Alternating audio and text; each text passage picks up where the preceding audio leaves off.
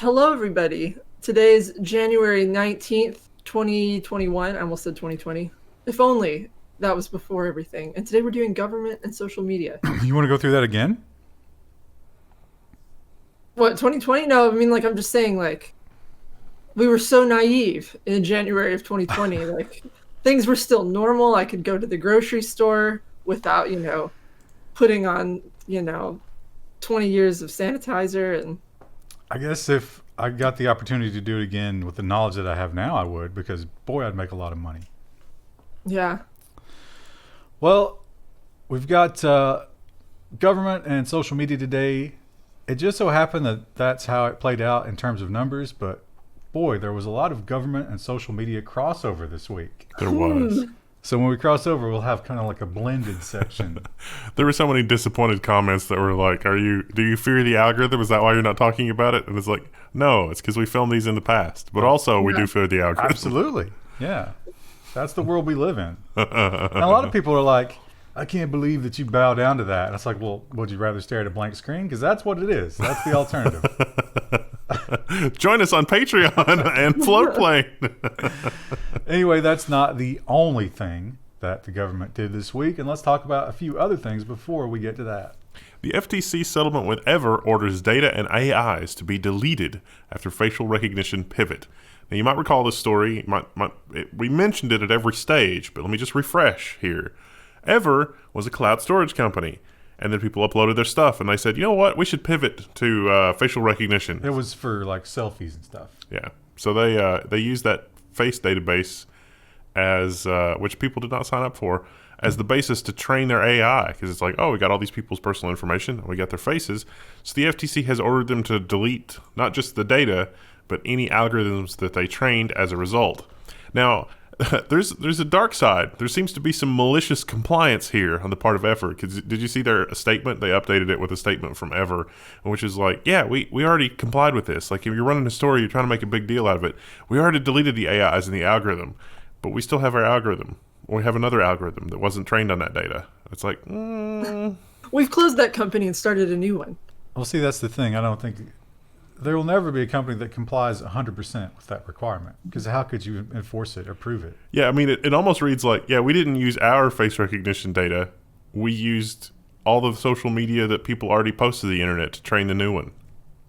But it also brings up the idea that if algorithms are determined to be bad or faulty in the future, this could open up the door to just being like, no. Like the last week we talked about the Deliveroo algorithm. Yeah. And the algorithm itself was not built maliciously, but it was determined to be malicious. So now, can those be forced to be deleted? Yeah, Google could be in real trouble here. I was thinking about this from a different angle, though. What if they purchased the driver database? You know, California, we know from other episodes of the news, was selling your driver's license, your address, the type of car that you drove, and your picture. They could train their facial recognition AI on that. Probably be more expensive. But that's data that they paid for. Would that be okay? Came from the government, so I think the default answer has to be yes, right? Yeah. Otherwise, they would be admitting guilt. Which is a much darker, like the FTC, it's like, oh, it's a win. And it's like, but is it really? It seems pretty hollow to me. And, the big news, we can't avoid it. It's the ongoing turmoil surrounding the events at the Capitol that are happening tomorrow. And a lot of stuff, a lot of tech companies, almost all of the big ones, have done something related to this. Everybody wanted to get their name out there. This one was no exception. Airbnb is blocking DC reservations around the inauguration. This has got an interesting twist. They're refunding people, but they're also paying the spots that were reserved. So Airbnb is just paying out of their pocket to make all this go away, which is interesting. Yeah, I mean, it is difficult to explain to someone who owns one of those homes why all of a sudden you're just taking away their income. Airbnb's like, we're going to reserve your home, but no one's going to be here. It's like, oh, okay. Okay. Yeah. Tough if you were planning to go there for some other sort of vacation or something. Although, why would you ever go to DC voluntarily? I went in 8th grade with my middle school class, and it was very fun. Full of terrorists, that whole bus.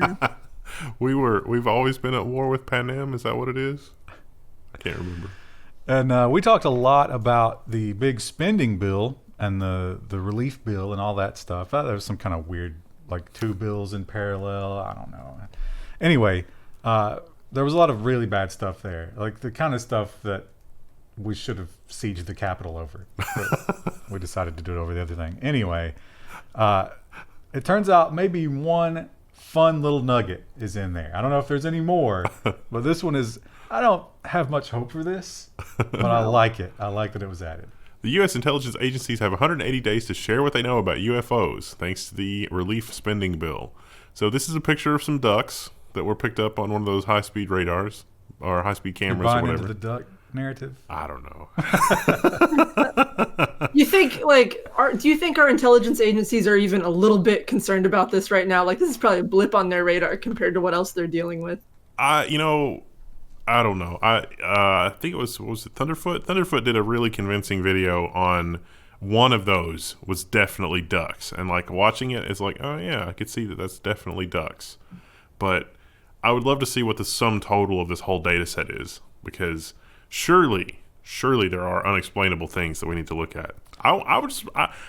Maybe we could do a YouTube video on that. You know, if there's anybody in the Navy that wants to demonstrate their like mass reduction vehicle, I would love to do a video on that in person. But here's the thing. With a demonstration.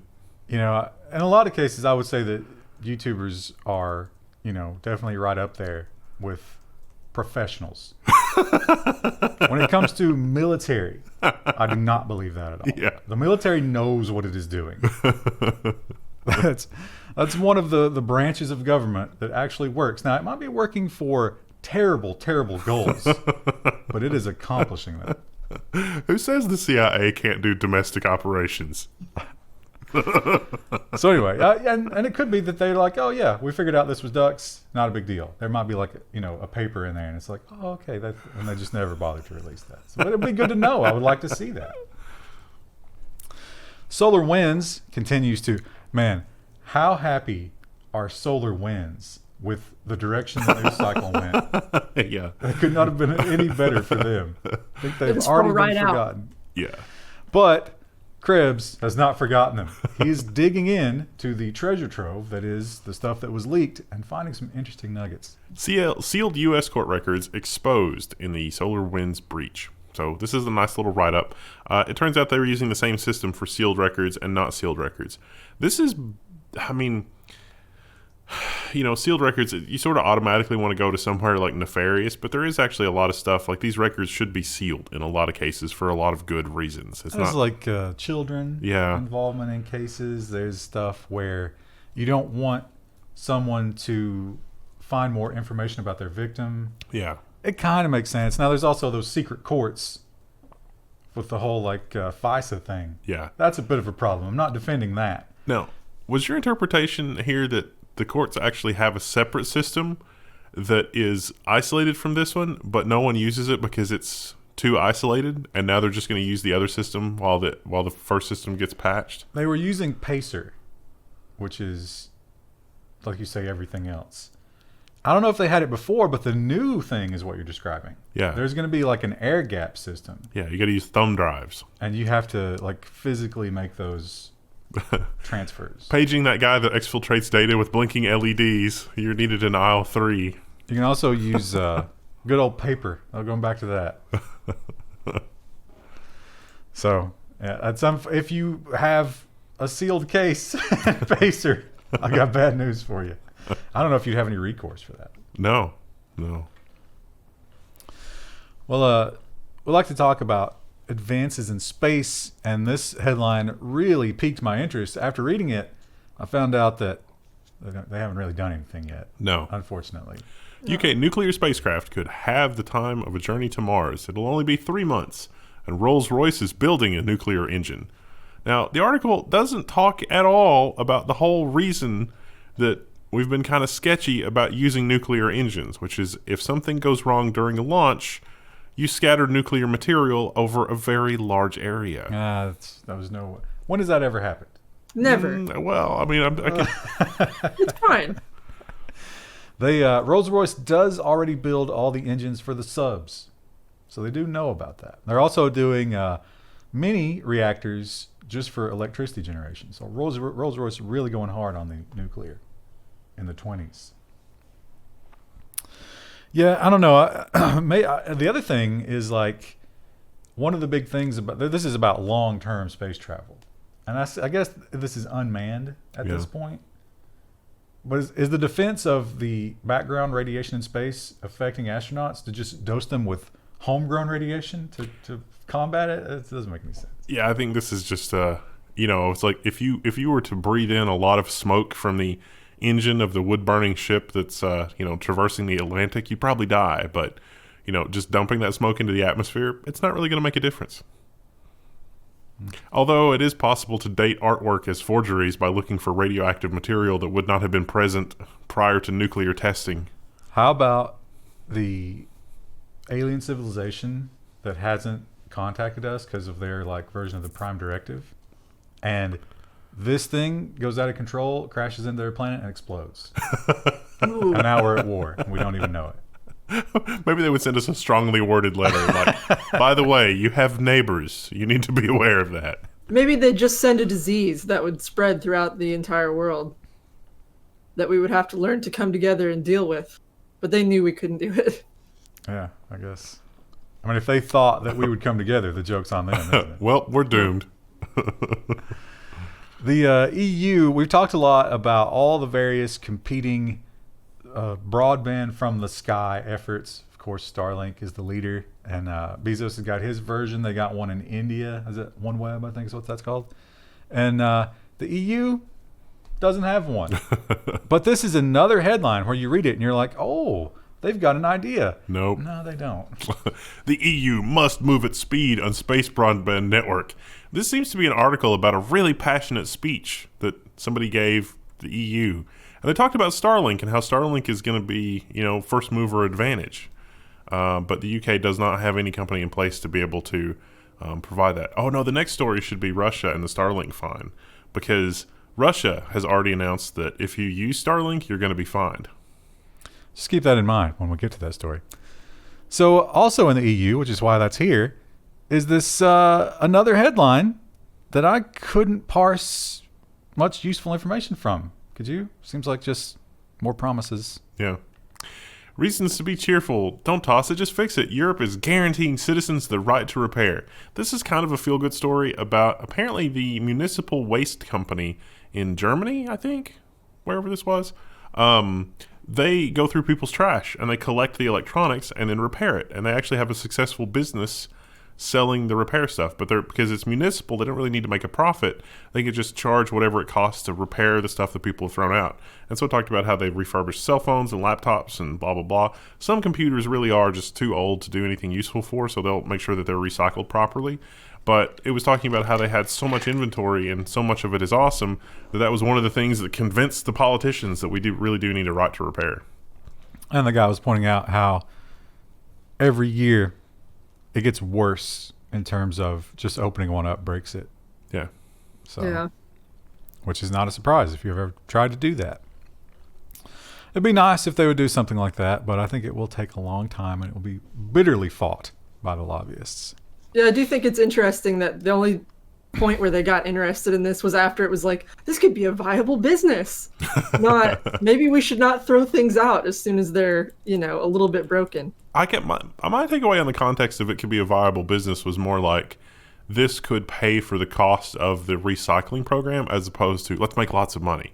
It talks about Free Geek, which is up in Portland, and I have a little bit of experience with them, and they do really good work. It's like schools and kids and stuff need computers, and they do pretty good stuff around that. But the German people thing, their aspect of it seemed like it could just, recycling the electronics could pay for other more expensive waste disposal. Think about recycling CRTs. That's very expensive. The politicians of the EU do, however, get very interested when something threatens their power. And they make some statements that I'm not sure how accurate they are after we've learned what we have about Bitcoin. Yeah. Lagarde blasts Bitcoin's role in facilitating, I can't see it because the thing's covered up, but I think it's financial crime because of its untraceability. Laundering. Yeah, so except that Bitcoin's not really actually super untraceable. Law enforcement, when its back has been against a wall, law enforcement has had no problem tracing Bitcoin. So how accurate can that really be? The article points out that the ECB, and in fact every central bank, has been desperately trying to create their own version of digital currency because people really want it.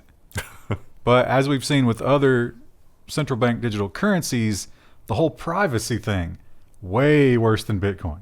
Yeah. Bitcoin's not great, but the ECB stuff will be terrible. Yeah. So, What's Bitcoin at right now? Have you guys checked it today? it was crawling back up to like the high 30s. I didn't look today, I don't think. It says, okay, I just looked it up. 36,000. Wow. Seems to go hand in hand with like video cards. It's like Bitcoin, the price of Bitcoin is dictated by how much Bitcoin you can generate in a year with a given video card. That determines the price of Bitcoin and or the price of the GPU. New Zealand has had, speaking of central banks, the New Zealand Central Bank has had a bit of a stumble. New Zealand Central Bank says its data system hacked. Oh, this poor guy. They sent him out to just it's like, guys, I've got some bad news.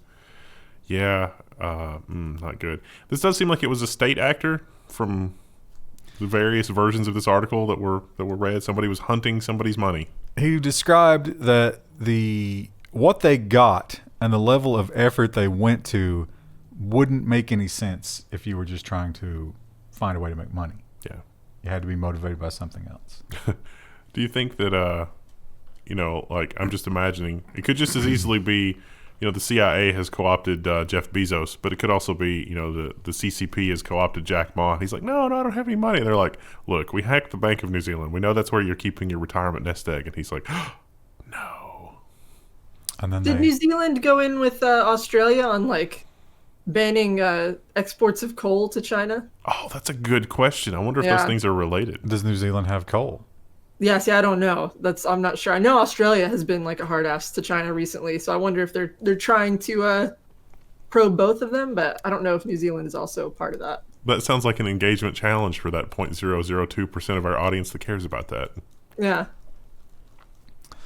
A larger percentage might care about this because one thing we know about Russia, much like Canada, once you get to a certain part, just going north, there is almost nothing in terms of civilization. I thought you were going to go with like ruthless control of the narrative. In Canada? Yeah. So it would definitely be a huge boon if you were living up there in Siberia or some research station or just one of those crazy people who wants to go and homestead. And Russia used to have that program where they've got that giant just backwoods with a rough winter, and they're like, if you want it, go.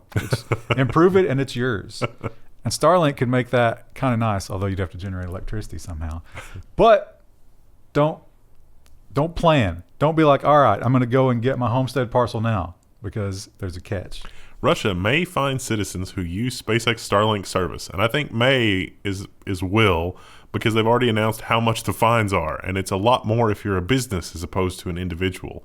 The reason for this is because Russia has locked down their internet, and they maintain a lot of control, and they block stuff. Don't want people getting internet from Musk. Might get the wrong idea about things.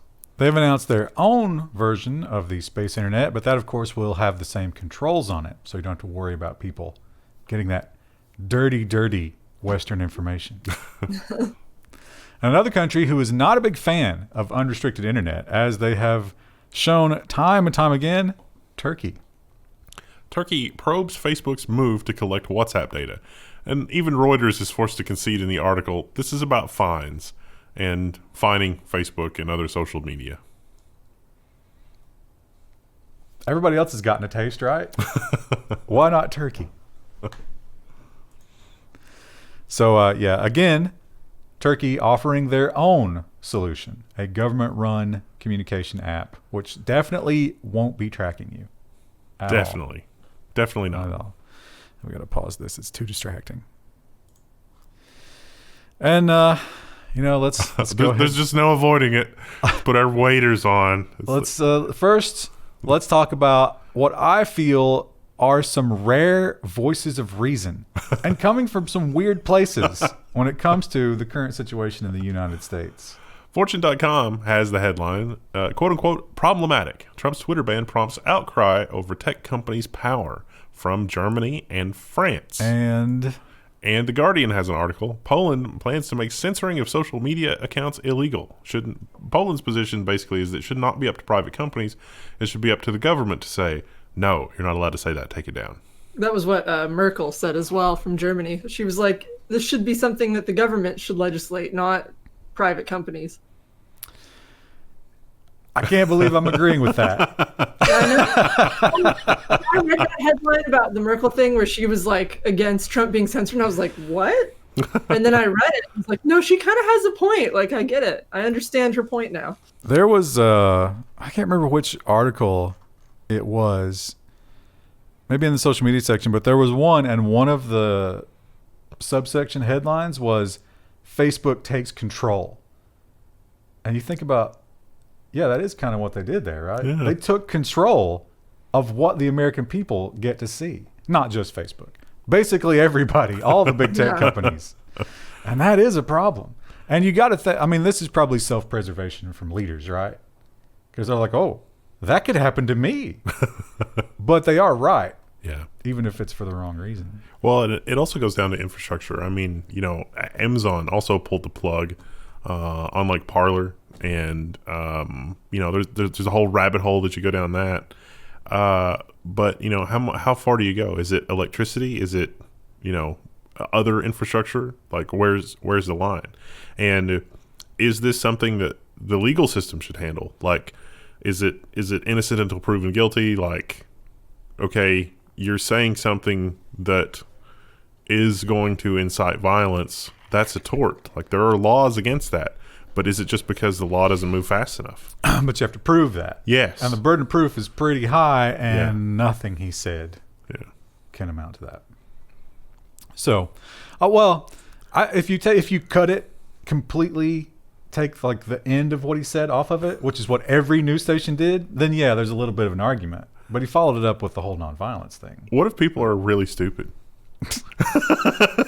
Well, where does it all end? Whose fault is it if the cat poops on the carpet? I need somebody to blame. And where it all Yourself for ends getting fat.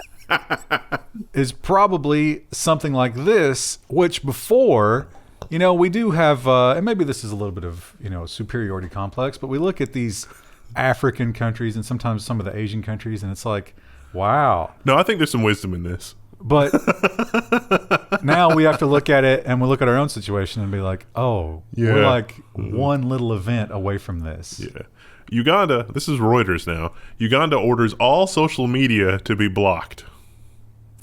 This is why we can't have nice things. Have we used Uganda Be Kidding Me as a news title yet? No, that's amazing. We always try to do a pun for the titles, so we could definitely do that this week. It's not an original thought, but it'd be a good news title. You got to be kidding me. They blocked all the social media sites. It drives people to too much division. I think all of the blocks and like all the infrastructure pull the plug. It really doesn't fix the underlying issues. If anything, it makes them worse. So this is related to an election that's coming up. Now, Facebook did admit, and this is another headline we see constantly, they found some sort of like bot farm trying to influence the election.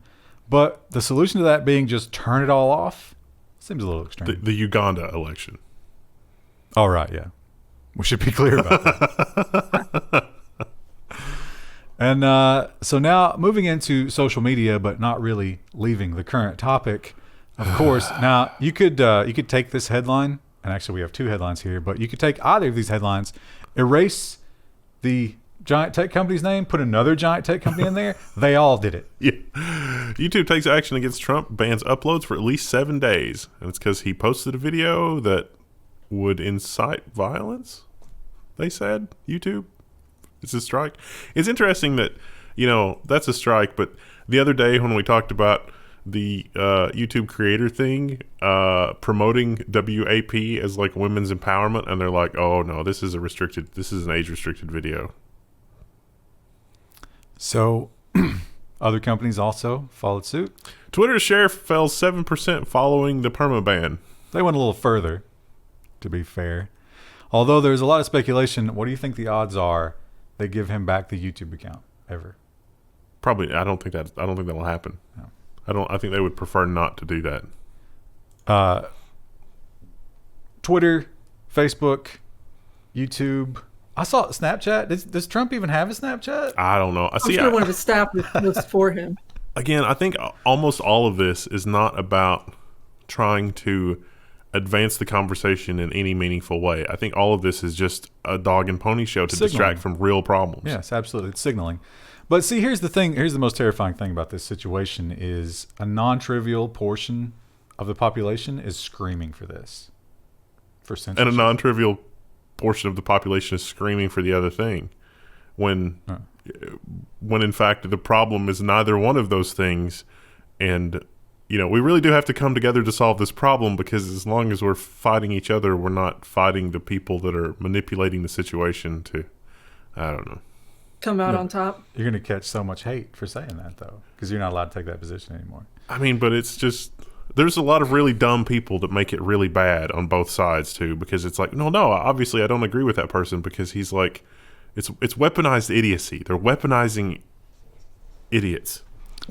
Well, let's say that you're in the middle of nowhere and you don't care about any of this, and all you want to do is farm your corn and chew your tobacco. How can you escape it? Well, there's one.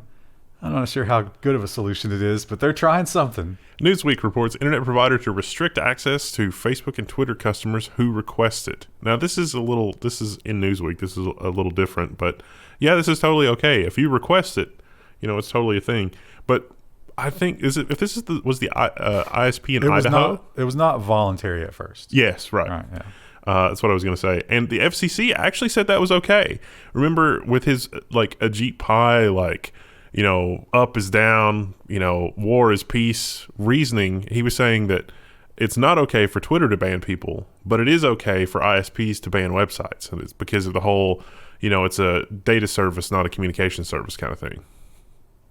So they faced a lot of backlash for that, obviously, because people like those websites. Take the politics out of it. People need their fix. And so now you have to opt in to have those blocked. Yeah. Which makes no sense, because why not just avoid them? I guess you could, though. Was it DNS based? I don't remember. I didn't read it. Yeah. So I guess you could get away from the like buttons. Yeah, there are legit, you could definitely opt in. Like a parent could opt in to block their kids from doing stuff on social media. Except they're going to be using their phone. Yeah, well, Yeah. Well, one of the big controversies before the really big controversies was Facebook and WhatsApp. If you remember, WhatsApp, they released a little update and they were like, hey, just so you guys know, we're actually tracking everything on Facebook and it's going to be tied to your Facebook account. That was because of the Apple stuff, where the Apple shows you on the app. It's like, what is this app collecting? And it's like, all this literally stuff. Everything. And I got to give it up. We dog the American people a lot, and we talk about how maybe they're not the brightest. We just did earlier. The evidence is good, but this gives me a little bit of hope, because the reaction was immediate, and people were like, all right, this is too much. We're done. WhatsApp clarifies it's not giving all being the operative word here, your data to Facebook after surge in Signal and Telegram users. Friends don't let friends use Telegram. Use Signal. But yeah. So WhatsApp went so far as to, you got the screenshot. They added the screenshot to the app. Yeah. So yeah, it's like, oh no, don't worry. We're not sharing everything. They lost a lot of people, and good. They should. So they pointed out that a lot of the changes had to do with group type chat activities and not person-to-person messaging, which is what these alternatives actually are great at. But I don't think I think they are still very much spying on you. Yeah. Don't let them talk this back. Yeah. What they did was terrible, and they deserve to suffer for it. Yeah. And maybe the other people deserve to these are terribly out of order. Oh no. Oh, so out of order. But some people did benefit greatly from this, and it seems like there is, when you look at all these stories, including the stuff about the Capitol and this, and then the one we're going to look at next, we are on this cycle where there's just this knee-jerk reaction, I got to do something. What can I do? I got to download Telegram. Certainly in our comments already. And people maybe don't do the most research. They're just like, I have to do something right now today. I want to be part of this movement. So you get this. Telegram adds 25 million new users in just 72 hours as rival apps falter. With Parler offline and WhatsApp changing its privacy policy, Telegram is cleaning up. So this is good. Yeah, like you say, this gives you hope. Although the breakdown, not a lot of, it wasn't a massive percentage from the U.S. Yeah. There was a lot of well, that makes sense. India and Asia, and I think Africa was big numbers. A lot of the world is watching what's happening here in the U.S., and they're saying, good Lord. Yeah. Asia, Europe. Holy shit. Yeah, Latin America. So that adds up to what, like 70 or 80%? So I guess like 20 was more Western. It's like, if that could happen in America, imagine what could happen to me in my home country. Well, a lot of those people are like, oh, you guys are late to the party. Over here in Uganda, we've been dealing with this for a while. And this is what I was talking about earlier in terms of the whole, like, I have to be a part of this. The fear of missing out, right? This is a perfect example of the fear of missing out.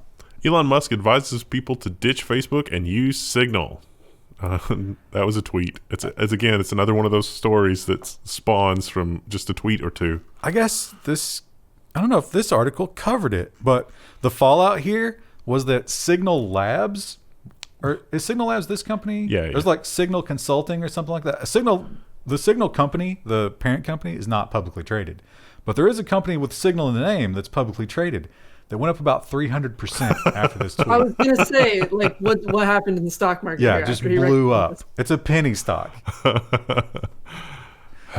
So people are they're scrambling to do something they don't know what to do. Yeah. I I think a lot of people don't know what to do. I don't know what to do. Well, there's no leadership. Right? Usually I like to Right. think it's like, no, I can reason my way out of this. And I'm just sitting here like, maybe I'll just go play some more Cyberpunk. I thought you'd fallen out of love with Cyberpunk. Yeah.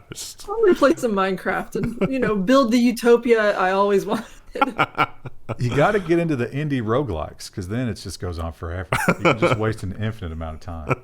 I don't want to open that door because I lost a lot of hours when I was a teenager. So, well, the other social media companies are just continuing the. I think they are sort of being given permission by the populace to just keep banning stuff, and they love to ban stuff. The Hill reports that Facebook says it's now removing content containing the phrase "Stop the Steal." So that's something that we're reporting on, that the Hill says that Facebook is doing. I think that ship has sailed at this point, right? Yeah. Does anybody think there's any chance No. Donald Trump is our next president? No. We're going to get comments. Yeah. Well, I'll say some people do, but I don't know that those people live in a reality that we all do. Engagement challenge is like, think before posting. And maybe this has something to do with that, because Facebook, another thing, and you mentioned it earlier about like the massive amount of people versus the massive amount of people. Yeah. And what this, I think, kind of points out, and we'll have some other stories this week that sort of point to the same thing, is that the vast majority of the people don't actually accept the narrative. Yeah. And they tend to flock to things that they believe in, whether or not it matches the status quo. And I think this is designed to try to control that a little bit more in a subtle way. Facebook removes likes feature from public pages. Now, I didn't think that this, like, I didn't get that takeaway from this at all, because you can follow a public page and you can like it, but liking it doesn't do anything other than just like it. It gives you a number. But if you want to get status updates and get messages and stuff from it, you have to follow it. But that number gives it meaning credence. Or whatever. Yeah. Why would I ever like something they got without? rid of that on Instagram though, like last year. So maybe they were like, it didn't cause any problems on Instagram. Maybe it's time to remove that on Facebook too. Why would I ever follow something? I mean, like something, but not follow it unless I was just an agent of chaos.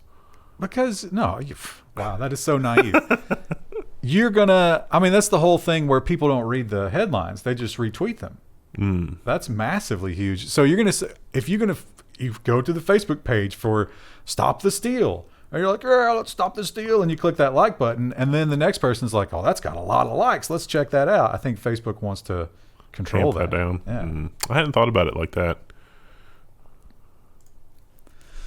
And this is an interesting story because it came out around the same time that all these services were kind of getting hammered for what they had done. But I guess these people don't really care much about U.S. politics. I can't blame them. TechCrunch says YouTube and WhatsApp inch closer to 500 million users in India. So they're growing too. But my takeaway from this was not that. My takeaway was not, oh, these apps are growing really well. It's like the growth on these apps, I think, is slowing down in favor of other apps, because certainly there's a lot more than 500 million people in India. And what are they using if not this? This is not the fastest growing thing. Well, they point out that a lot of these people, they just introduced in like a really cheap, rural, unlimited wireless. And it seems like if you look at a graph, as soon as that was announced, Facebook and YouTube just blew up in India because suddenly people weren't worried about their data. Facebook knew that, and that's why they were trying to give them free data, but with a terrible, terrible catch. Yeah. So that's also, I think it's going to be a big deal because the U.S. is no longer the growth market for these companies. Yeah. And so their business movements are going to start to deprioritize the U.S. Does that mean that things are also more conservative and more catered messaging and more stay on the official message kind of thing? Here, you mean? No, there. Well, I mean, the fallout is that it will happen here if it's happening there, because they're not going to work in different markets differently. Modi has definitely involved himself before with like these companies. It's like, hey, listen, do you want to have access to my billions of people? Because if you do, you're going to follow my rules. And they've done it, just like China and Apple. Scary. And finally, if you are a TikToker and you're under 16, I got some bad news about how you can interact with that website. All under 16's accounts have been made private. TikTok terms of service. They're trying to comply. They don't want to get banned in the U.S. The sea shanty was just a little too popular. It's a good thing all those people were over 16. You can't message one of these people if you're over 16 without them putting you on their like allowed list or whatever. You can't comment on their TikToks. Apparently they have some sort of like, you can sing along with them. Can't do that if you're an age mismatch. Basically, they're in their own little world, and you can't mess with them unless they specifically give you permission to do so. Seems reasonable. Feels like there would be a way to get around that, but... You know what doesn't seem reasonable to me? Allowing my 15-year-old child to use TikTok. But I admit there's no way to stop it. I'm not living in Krista's fantasy world. Don't worry. I don't know anyone. I guess, probably because, I'm too old now, but I don't really know anyone who uses TikTok. I think my mom had it installed. She's hipper than I am. Yeah, I don't really understand the TikTok thing.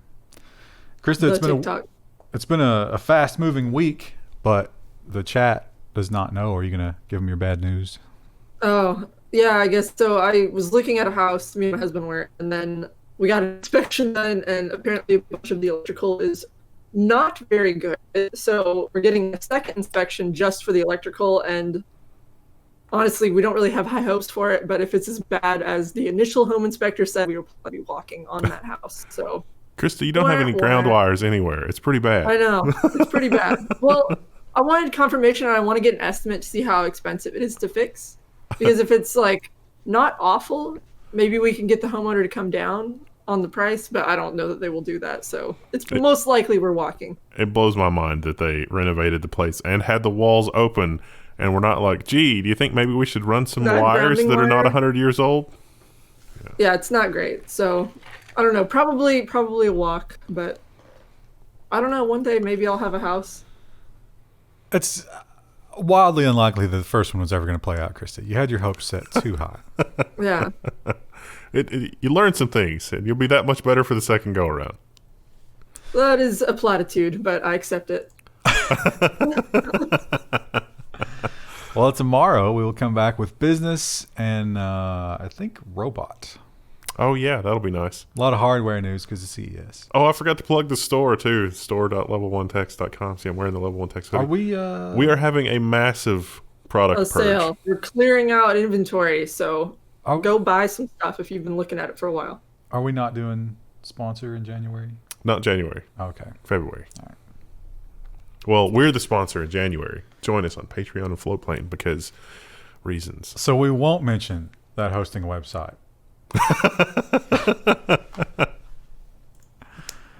All right, Krista, right. give us a mentally broken non-homeowner goodbye. Bye. So just the regular bye then. Hello. Today is Wednesday, January 20th, 2021. Doing business and robot today. You're still sounding a little robot, Krista. Am I? It's not. I don't know. My Discord says it's okay. It's the algorithm. Oh no, actually, my Discord, the little bar is orange. Oh, what does Oh. that mean? Now it's green. What's happening? Who is torrenting at your house, Krista? Seeding one, so I many uploads. Well, the big news this week, I guess, in the hardware world or in the business world was hardware. CES. Because we had a lot of announcements, and in no particular order, we will start with Nvidia. If you are a laptop gamer, I got some good news for you. Nvidia reveals mobile RTX 3060, 3070, and 3080 GPUs, bless you, for gaming. Sorry. You can pre-order these right now. I went on bestbuy.com and they're like, we will take your money right now. Never you mind about the chip shortage. Never you mind about the production difficulties. You're going to be able to buy these. Just give us your money right now. So if you have a fear of missing out, just go ahead and buy those laptops. They'll probably show up about the end of March.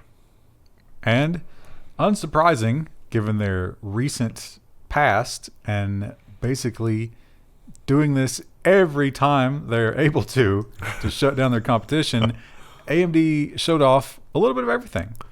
AMD shows off impressive Ryzen 5000 mobile processors and 3rd Gen Epyc servers. So this is a press event. I watched it.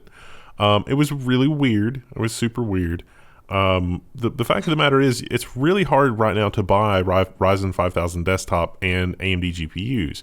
So this presentation had a little bit of an air to it of like the dog that actually caught the car. Like, you know how the dogs chase after the car? It's like, what would you do if you caught the car? Well, AMD's caught the car. They do have the best stuff now, but I mean, it's just, I don't know. This press event was different than their other press events somehow. I don't know. It's hard to articulate. Over at Qualcomm, they've been seeing a lot of headlines lately about everybody rushing to do their own chips. And I think that might have motivated them a little bit in this decision. Qualcomm to acquire Nuvia, a CPU magnitude shift. So Qualcomm, you might remember, they worked with Microsoft. Remember the ARM Windows laptop that came out first? And then Apple came out with their ARM laptop, and it blew the doors off of everything. It blew everybody's mind. Would you say that the Surface X was a bit of a snoozer? Almost everything Microsoft has tried. Surface RT was, I'll say the Surface RT was a turd. It was an outright turd. And Nuvia has got smart people at the helm. They're thinking about things the right way. And I think it's probably a good sign because Qualcomm can adopt some of Nuvia's brilliance, even though they don't have a product yet. So they're taking a little bit of a risk. They must have seen something. So perhaps with Nuvia, Qualcomm will be able to produce that Windows laptop that blows the doors off of Intel. Maybe. In about 3 years. They do point out that Nuvia has kind of a rock star team in terms of chip development. So it may be that they already have something that they can show Qualcomm. That was like, what, $1.4 billion? Yeah. That makes them worth it. They've only been around since 2019. What a great turnaround for a company. I'm sure that it's like 1.9 billion, but nobody's allowed to quit. And if anybody quits, you don't get the 1.9 billion. And also, if you don't pull off miracles here, you don't get the 1.9 billion. Still, I would take that challenge. Yeah. And last, I would say but not least, but Kind of, yeah. Intel, I think Intel, they just went full court press. They're like, just throw it out. Here's everything we got. Please love us again. Please. And I think if you just looked at this and you didn't have any context, you might think, oh, that was a pretty good press release. But then you think about the fact that AMD Yeah. I think I've already kind of beaten this. So Intel takes the fight to AMD with a bevy of new mobile and desktop CPUs unveiled at CES 2021. Rocket Lake, it's finally here. Now, Intel has backported a 10 nanometer CPU, a CPU designed for 10 nanometer, to 14 nanometer. Its release is imminent, as in a couple of months. And it's going to be 5 gigahertz, and they've got single core. They got 11th gen with XE graphics. It's really weird and super time consuming to backport like this. I don't know. There's a lot of stuff that came out of Intel's press event, and the more that I see out of them, the more it seems like they're talking like BlackBerry. You remember BlackBerry? And they're like, we're not really worried about iPhone. Why would we be worried?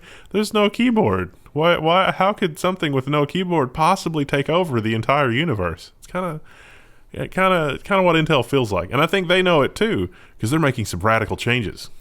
we talk a lot about the difference between a press release and a investor release, because one of them is almost always total lies and the other one is grudging truth because of the SEC. And I think this is a situation here where you can read more in this headline than you can the previous one, the entire presentation of the CES thing. Yeah. Intel CEO Bob Swan to step down. VMware CEO Pat Gelsinger to replace him.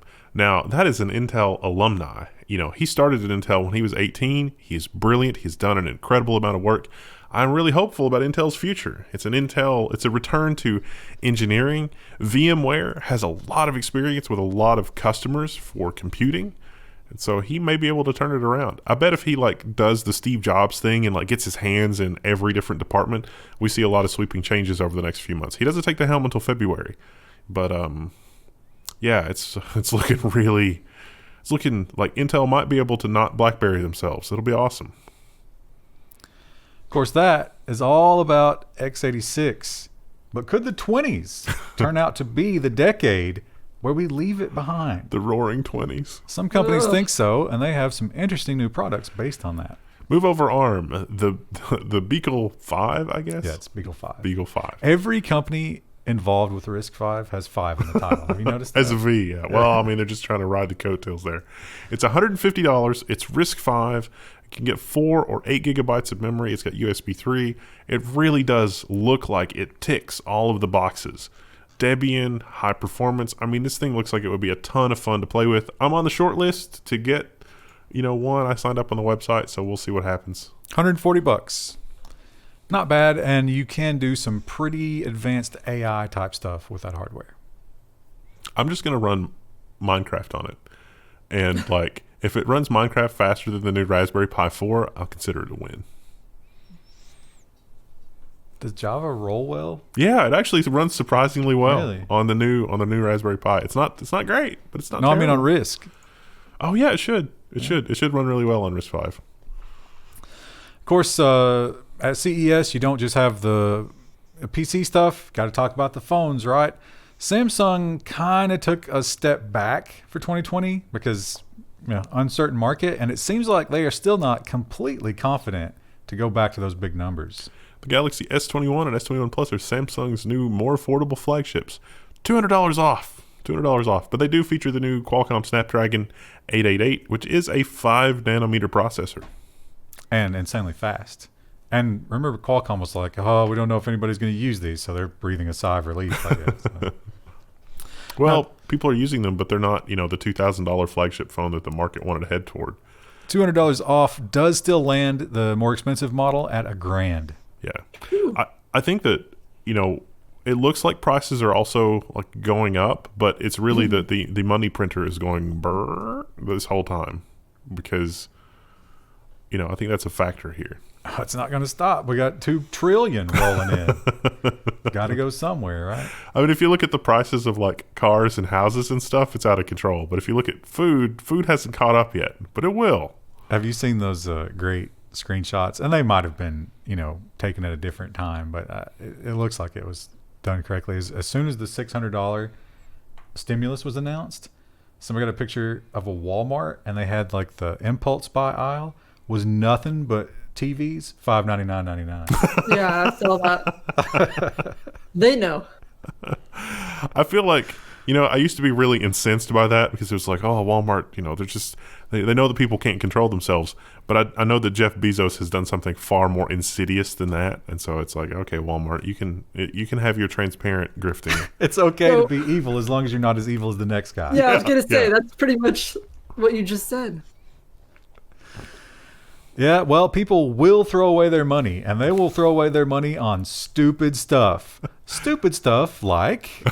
LG teases its rollable phone. This is the thing I was talking about last week. I didn't know it was a real thing. It turns out it's a real thing.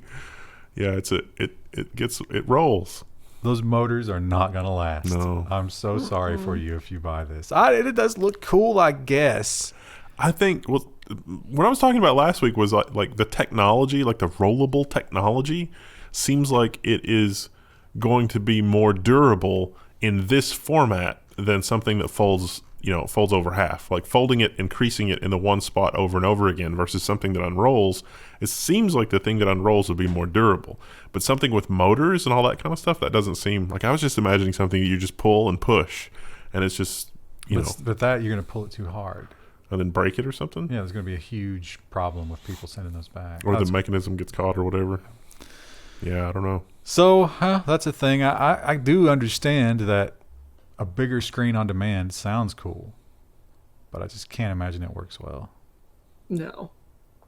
We'll find out. I guess it's coming. I don't think they've announced that as like an actual product yet, but they've got prototypes and they're thinking about it. So. We talked last week about the new Wi-Fi 6E. Now, this is not Wi-Fi 6E, but if you bought your router a while back, you probably don't even have Wi-Fi 6. And if you bought a laptop a while back, you definitely don't have it. So, do you buy a new laptop? Well, D-Link says, we've got a better solution. D-Link has made a USB adapter that adds Wi-Fi 6 to your laptop. Puts a new mesh on your, Wi-Fi 6 router. It's like, I've got some bad news, D-Link. No one's going to buy this. It's about $100. It's pretty big. It's $100, and you got to stick it outside of your laptop all the time. So, I got that Lenovo Yoga laptop a while back. I ended up returning it because it wasn't for me. But the Wi-Fi adapter that it shipped with was pure garbage, just pure unadulterated garbage. It's pretty easy to swap your Wi-Fi, your M.2. So check out that how-to video. Maybe I'll update it because putting in a Wi-Fi 6 adapter inside your laptop, usually not too much of a headache unless it's an Apple laptop. And finally, we talked last week about the expected video card price increase. And actually, this is from January 7th, so they knew about this. But if you wanted to know why those huge price increases, well, of course, there's a shortage. And of course, the retailers are gouging you, and of course the pandemic and the supply chain and all that. And miners. But add one more to the list. Trump tax means you'll pay even more for Nvidia and AMD's impossible to find graphics cards. It's a 25% tariff for GPUs coming from China. All the major vendors have already announced, the pricing is going to increase. So AMD, MSI, everybody, the price is going up. EVGA is doing something different. If you're already signed up for if you were already signed up on the wait list, I think they're going to eat the cost difference. So that's pretty impressive. Good job, EVGA, if that's true. But there's no sign that this will be repealed or done away with. Although, maybe that'll be fixed a day or two. Or a lot of people think that Biden is going to fix that. Go real easy on China. Yeah, it's possible that he could fix that today. Oh yeah. Because we're filming this on the 15th. So he may be in office by the time. Krista, you're roboting real bad. Yeah, it's terrible. There's something going on in your network, Krista. So, you know what? If this trend keeps continuing, I think what we need to do is get some GPU production in this country. Let's make American GPUs again. They have to pay us non-slave wages, so they won't do that. We can all be Magoos. And CES week, you got to roll out your new product. You got to craft the perfect tweet. Got to, you attract people to it, but don't insult anybody. Make sure you describe the product, get your hashtag in there. But there's one other factor that people constantly forget. Samsung inadvertently uses iPhone to tweet Galaxy Unpacked promo. Oh, no. Yeah, all the marketing people love to use Apple products because they literally don't understand how it's killing their soul. They don't have any souls. What are you talking about? They gave those up a long time ago. Now, they point out that there's a rich history of influencers and marketing people tweeting from their iPhone about a product that competes with the iPhone, although this was a corporate account, a first. This is somebody who's going to get a long talking to. It used to be that the Twitter API let you put pretty much anything you wanted there.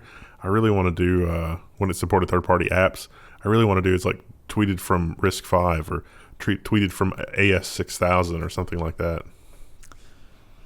And some of the companies that you would think would have really killed it during the pandemic, actually, now that we're entering into 2021, are kind of like, okay, we had these protection policies in place for our employees, but boy, are we eating a lot of cost here. So while everybody else is talking about something else in the news, let's just announce this. Dropbox to cut 11% of its global workforce. Dropbox is cutting its global workforce by about 11%, the company said in an 8K filing release Wednesday. I'm honestly, I don't think this is really global situation related. At this point, what Dropbox provides is a commodity. They haven't really done anything. I mean, they had the first mover advantage, but they haven't really done anything to differentiate themselves in the market. And now the stuff that's built into the operating system is about as good or better than what they offer. They absolutely mentioned that they guaranteed everybody's paycheck through 2020. Yeah, No, I mean, they need to innovate and stuff if they want to grow. It's not I mean, they guaranteed the thing, but that wouldn't have been a problem if their business had been good. And it should have been good working from home if they had a product that would differentiate them from other stuff in the market, but they don't. 350 people to run Dropbox is ridiculous anyway. Yeah. I mean, you can run Dropbox with 20 people easily. And one of those people is the janitor. This is unsurprising, and this is an accusation that we've seen over and over from governments and businesses alike, but we have a new one entering into the fray, and it's because of the events at the Capitol, because these services are all of a sudden getting news time, and hey, take advantage of it, right? Google sued by YouTube rival over search rankings. Video sharing site Rumble, citing a Wall Street Journal investigation, alleges that Google diverted traffic away from it toward YouTube. So, yeah, I mean, it's like, okay, you're going to ban us from your platform. We'll go to another platform, Rumble. And then it's like, oh, look, those are ranking really highly. And then it's like, oh, no, let's adjust the algorithm. It'll be interesting to see what happens in discovery. Did Google adjust the algorithm? Or was that just the natural consequence of, people becoming more disinterested in it? Pales in comparison to the whole just drag them off the App Store thing. That's more of a smoking gun. Yeah. And Tesla, 2020 was almost nothing but good news for Tesla, right? Can you remember any? I mean, he had his little controversies. I mean, some of the cars crashed, but that was a blip on the radar compared to all the good news. Yeah, people were not upset about that at all. They were just like, "Oh, this happens to all cars." The one thing that didn't happen to all cars is the guy that hit the telephone pole at 80 miles an hour, which I guess is kind of rare. Probably not. The batteries separated, and it wouldn't stop setting other people's houses on fire. Like every little chunk of battery that went somewhere else, you couldn't put it out, so it would light everything on fire around it. Yeah, and do you remember how that affected the stock price? Positively? Not at all. Yeah. So Tesla, really solid year for them, considering how bad it was for everybody else. And of course, Musk became the world's richest man. I guess he still is, right? I think, yeah, he's in a little bit of a grudge match with Bezos, but yeah. And so starting 2021, I think this is a tough one for them, because this is going to cost them a lot of money. Yeah. U.S. asks Tesla to recall 158,000 vehicles for touchscreen failures. It's not really just the touchscreen failures, though. Touchscreen failures are a part of it. It's that NAND flash wear-out thing. Remember the last time we talked about it, and I was like, I would be surprised if they get away with this. So Tesla was logging everything, but it wears out the flash memory in the device. So they made it log less stuff. It'll still wear out, but it will wear out after the warranty expires, when it's not Tesla's problem anymore. The U.S. National Highway Safety Warranty, FTC, whatever, that group was like, not so fast. If you design something to fail immediately after the warranty has expired, that's also against U.S. trade law. So you're going to have to fix this. Now, the touchscreens also fail in other interesting ways, like the sealant that they use will just run out of it like a liquid if the car gets warm. Which, anytime during the summer, it's a greenhouse effect, so that's a common use case. Christy, you just leave it in dog mode? All the time. Stays at 70 degrees? You don't have a temperature-controlled garage? What's wrong with you? It would also yellow really badly, but again, Tesla was not using industrial LCDs is why that happened. They just sort of ghettoed. Remember the one where it's like they were using Lowe's wooden trim? They kind of did that with their LCDs as well. So the highway safety, I can't remember the acronym every time, NT something, they, I guess I could click back over there and look at it. You could Google it. National Highway Traffic Safety Administration, NHTSA.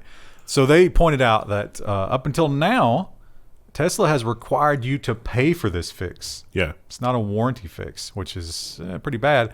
But what's worse is that while your car will function without this, you will lose things like turn signal indicators and controlling the interior, like temperature controls and stuff like that. You won't get any beeping or feedback if something goes wrong. Oops. Kind of important. They're like, Tesla, this is a self-inflicted problem. This is not the fault of the owner. This is not really the natural, wear out that you would have on a vehicle like this. You're going to have to fix it. And it's good news because, while they make you replace the whole thing, really the thing that needs to be replaced is just a flash chip. So they should have had a refurbishing program, a proper refurbishing program, because the actual cost to fix this really isn't much.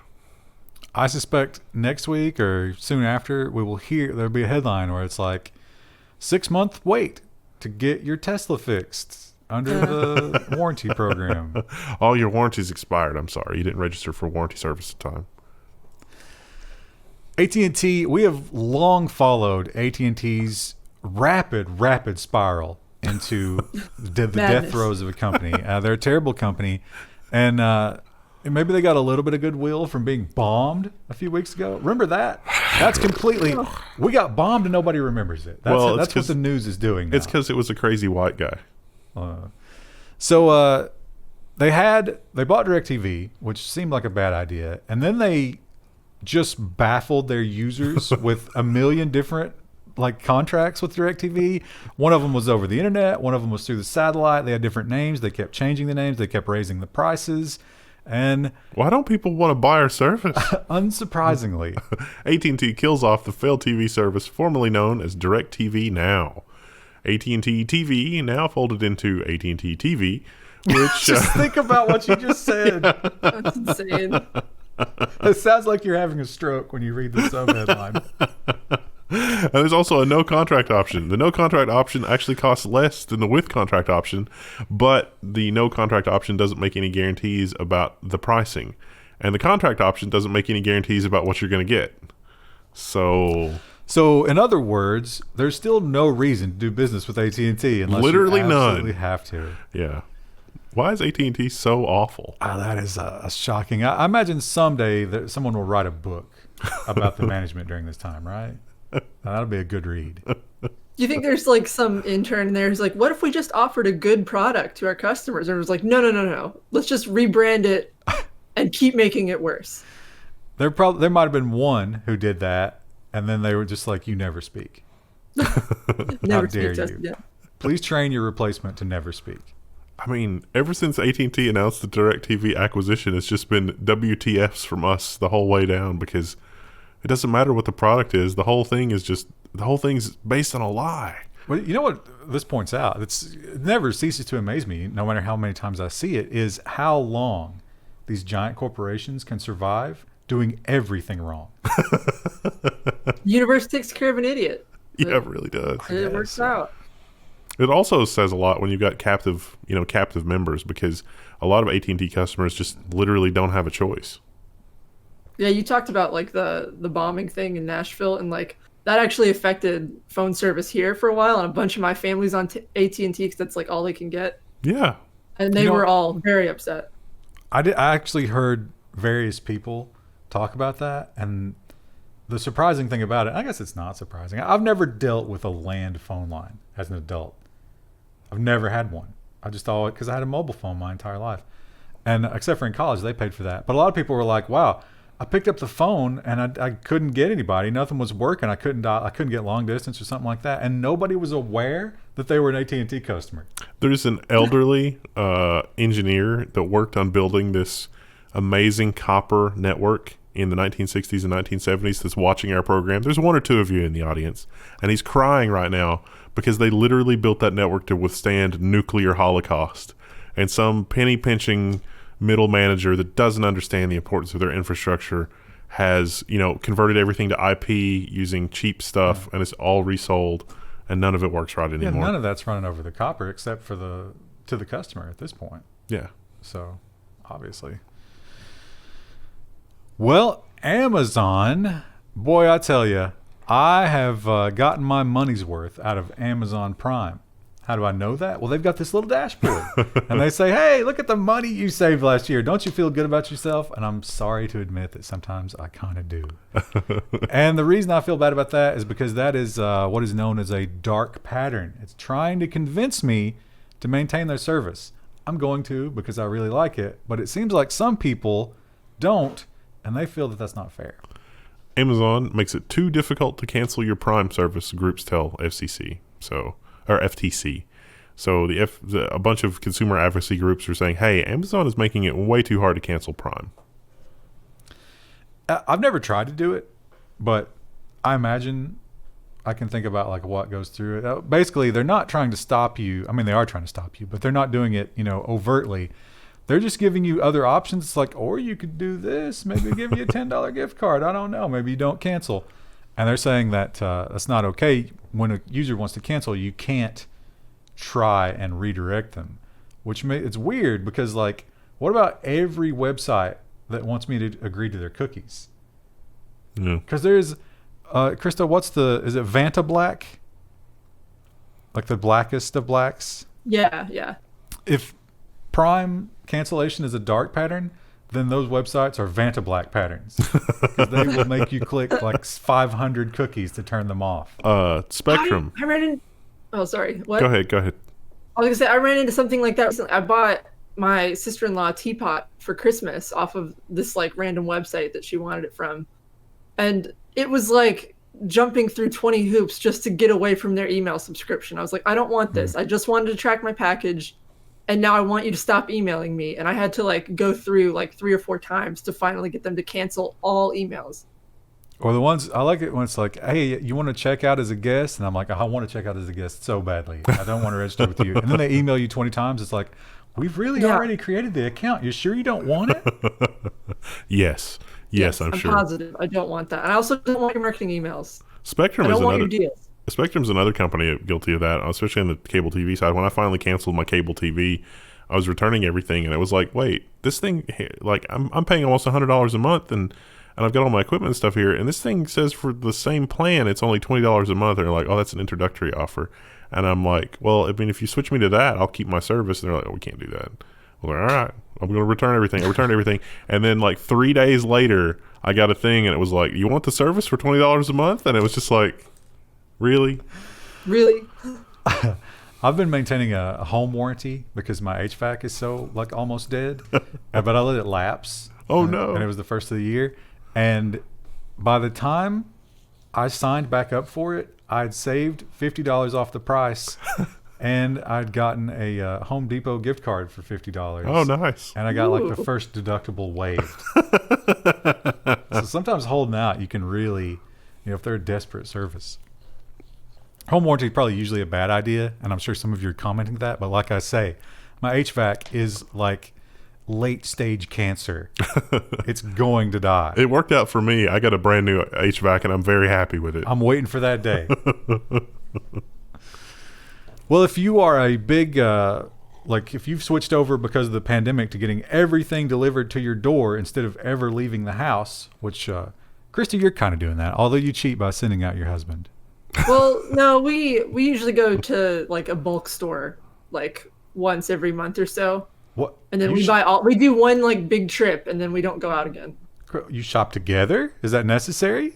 We do because we usually have 2 carts because we're bulk shopping. Oh, the worst.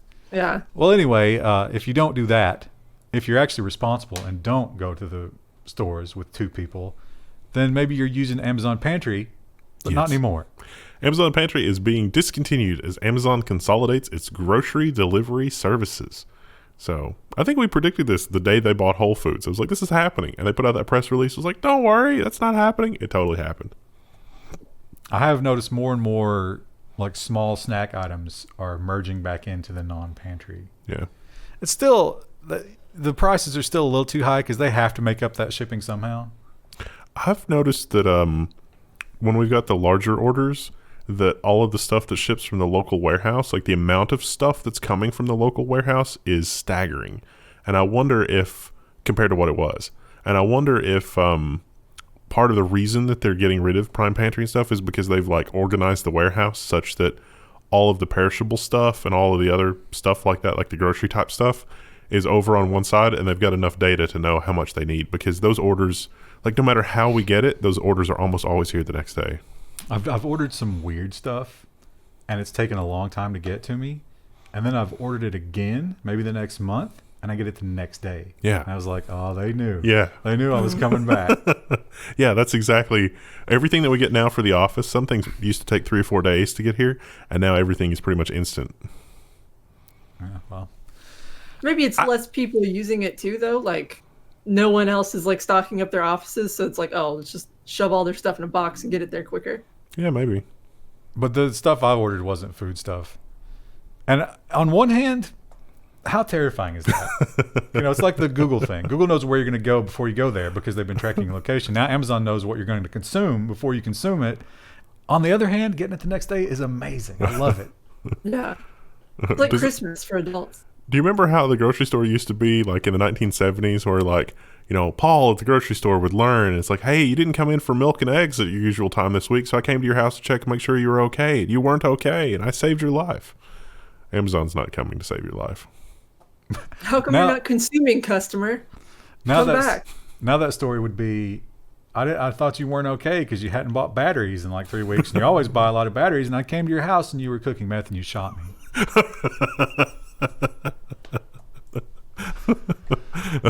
Car batteries contain hundreds of AA batteries. That's why. Well, like we talked about in the last episode, the big mesh networks in the sky, the wireless internet coming from the satellites, we all need it, especially Krista, because she is going to have to go even further out for her house search as the ones in town are too expensive. They are very expensive. Good Lord. And hopefully this is an excellent step toward a little bit of competition in that market. Blue Origin successfully launches and lands a key crew capsule test in first mission of 2021. The article goes out of its way to point out that they added more padding, so it's crunchy human innards would survive. But the video doesn't look real. Like it just It doesn't. It's crazy. And then they stuck the landing. They didn't get a bullseye, but they got it on the pad. It does look like, kind of a bad movie from the 90s. It does. It looks like did they just reverse the footage? No, because it takes off a lot faster than it lands. That's true. Yeah. But that's cool. And this didn't even go to space. It only went 350,000 feet. But That's a lot. That's like 10 times your average commercial flight. yeah, it confirmed what they wanted to confirm, and it didn't blow up. It's got to be a good day, right? It's going to be a bad day for Elon Musk. They are He's pretty probably far already behind, beat though. them. Yeah. I mean, they're just testing, and he's launching. He's launching rockets. 3 times a day. We talked about we talked about dual screen and how things that I guess before we went foldable, we were like, is dual screen the next thing? Dual screen mobile? Are we going to do that? And they released some products, but Microsoft announced, hey, we're going to do this special operating system. It's not going to be the same Windows you're used to. It's going to be special for dual screen. And then in a tiny line at the bottom, it was like, yeah, maybe we'll do one for single screen too. And now we have more information, and it turns out the dual screen might not have been the goal all along. Windows 10X for single screen has leaked. There's a screenshot there. Look, they moved the start button to the middle. It's more like a Mac than Krista, ever. how do you feel about this? There's like hardly anything to comment on here. It's literally just like, No, they moved the start button, Krista. but I mean, just okay. Like, I guess some people probably freak out about that. I mean, I don't feel like this is a groundbreaking thing based on the single screenshot. In fact, there are a lot more changes behind the scenes there that you cannot see, in the sense that they are trying to emulate Chrome OS, at least according to Thurrott. Yeah. So they're looking for low-cost laptops and tablets and that kind of thing, and they want this operating system to make that a reality. When I first saw the little icon for the arranged windows, I was hoping that it meant that they were finally going to come up with some kind of a tiling window manager where you could, like, you know, have one window that is the entire left half of your screen, and then like 2 windows stacked on top of each other for the right half of your screen, and virtual desktops, so that you could like swipe left and swipe right and have more virtual desktops, because they've pretty much got the virtual desktop thing down in Windows 10 currently, but the tiling window stuff is just non-existent. And okay, so forget, you know, Linux and their desktops having that feature. How about the phones? Everybody's doing it on a phone. I mean, it seems kind of obvious, right? Yeah. I could see, I don't know if they're doing any testing at Microsoft these days, like focus testing, but I could definitely see some older people being like, my desktop is gone.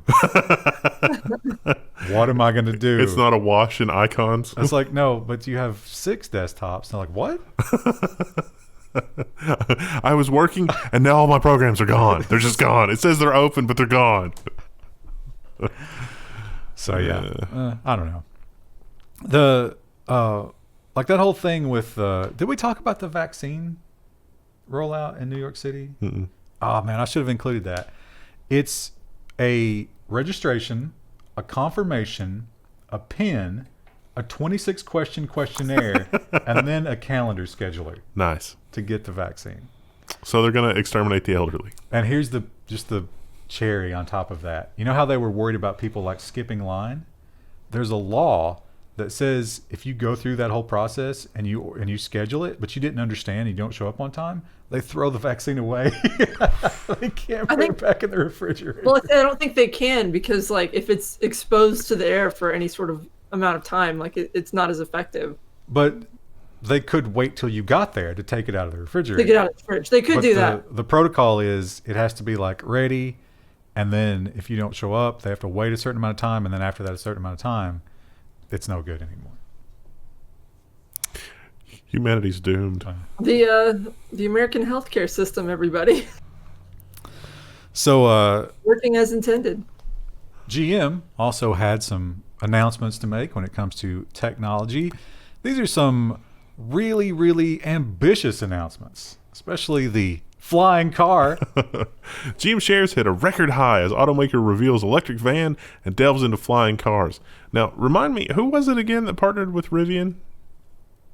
I don't even remember. Was it GM? Was it GM? That was Nikola. Yeah, Nikola. Oh yeah, Nikola. Yeah. So you think they're trying to make up for the fraud? Krista, what do you think about these designs? I'm trying to see them. It's the first giant image. That's not giant. That's like 500 by 600. I can't live in that van. What's the point? You probably could. It looks like somebody was playing a little bit too much Cyberpunk. It looks like the flying corpo transports. They don't have enough polygons. The model's messed up. The VTOL there doesn't look very aerodynamic. It's just kind of a wall. Anyway. Yeah, these are something like they threw together. Like, we need an image for this presentation. It was like, well, shouldn't we know like more information about what we need to design? It's like, no, just put something out there and we'll put it in the best release. I'm just not sure that it's credible that GM goes from, oh man, we got duped by Nikola to in a couple of months. I mean, is that credible? I don't think that's credible. They say that the vans, I don't think they're going to look like that, but they are doing, and these are not for regular consumers. These are for businesses, and it's not going to be like a GM dealership selling these. They're going to have another company. I can't remember what they called it that sells these vans, to commercial fleets. But that is supposed to happen pretty soon. We'll see. Oh. You think they'll make a video of one driving uphill?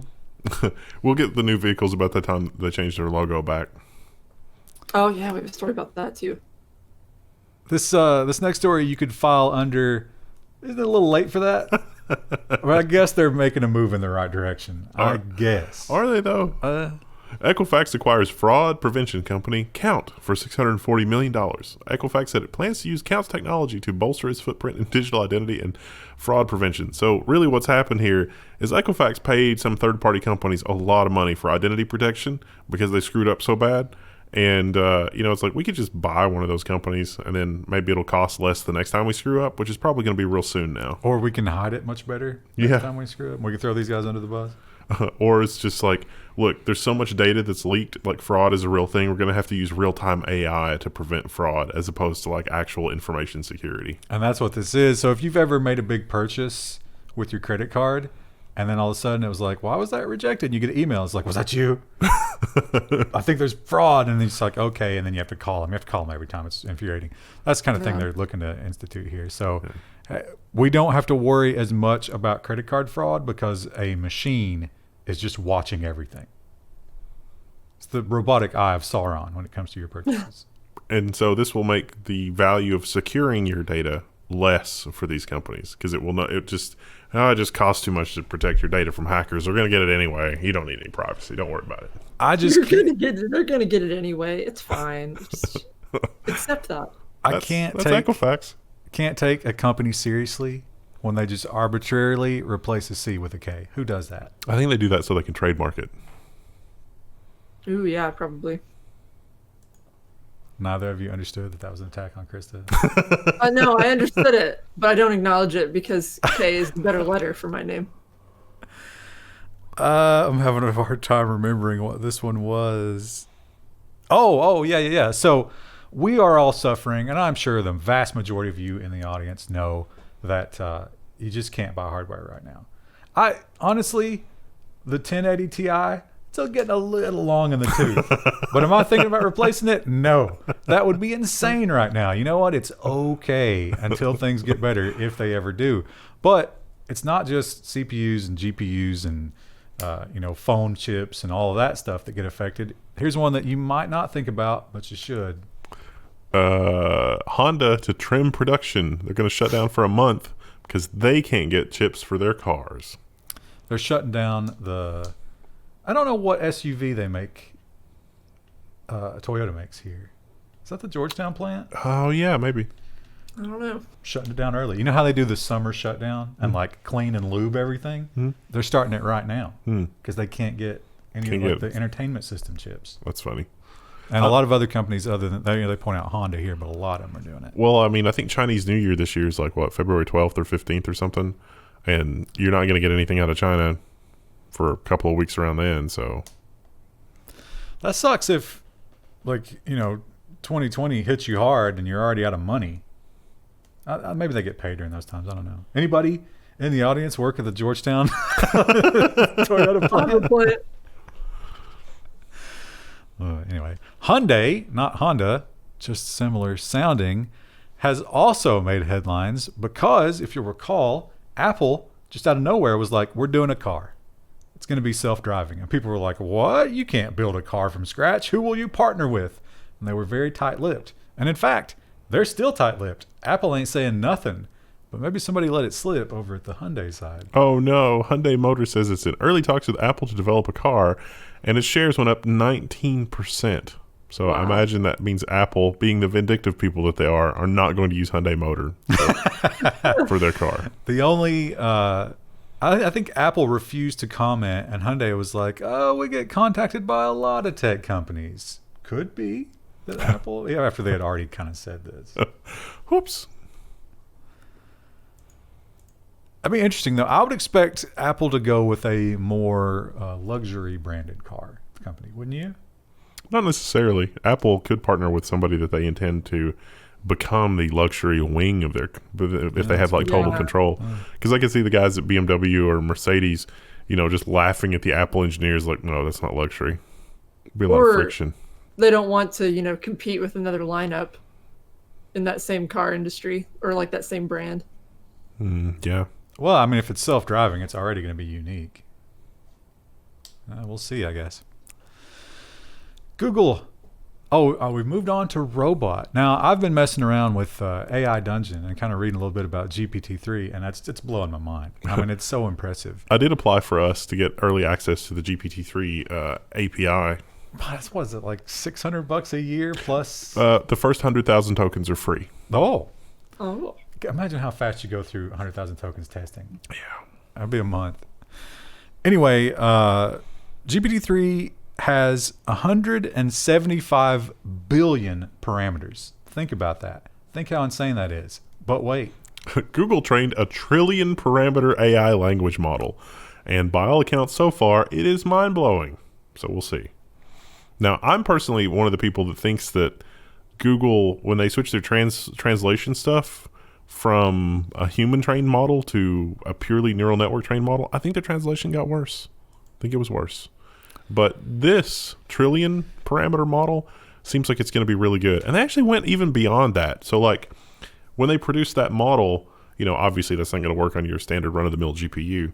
But they were able to take that model, which is apparently like some kind of a large, sparse model, and turn it into a small, dense model that actually could run on, a modern GPU. So, like the speech recognition, there was a really small speech recognition binary that Google released about 10 years ago that was shockingly good to be as small of a binary as it was.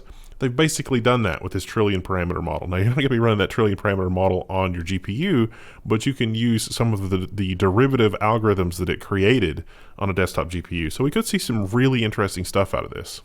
I think you can run GPT-2 on a consumer video card, but only if it has a minimum of 10 gigs. So yeah, it's GPT-3 uses that super Nvidia card. I can't remember the name of it. Can you?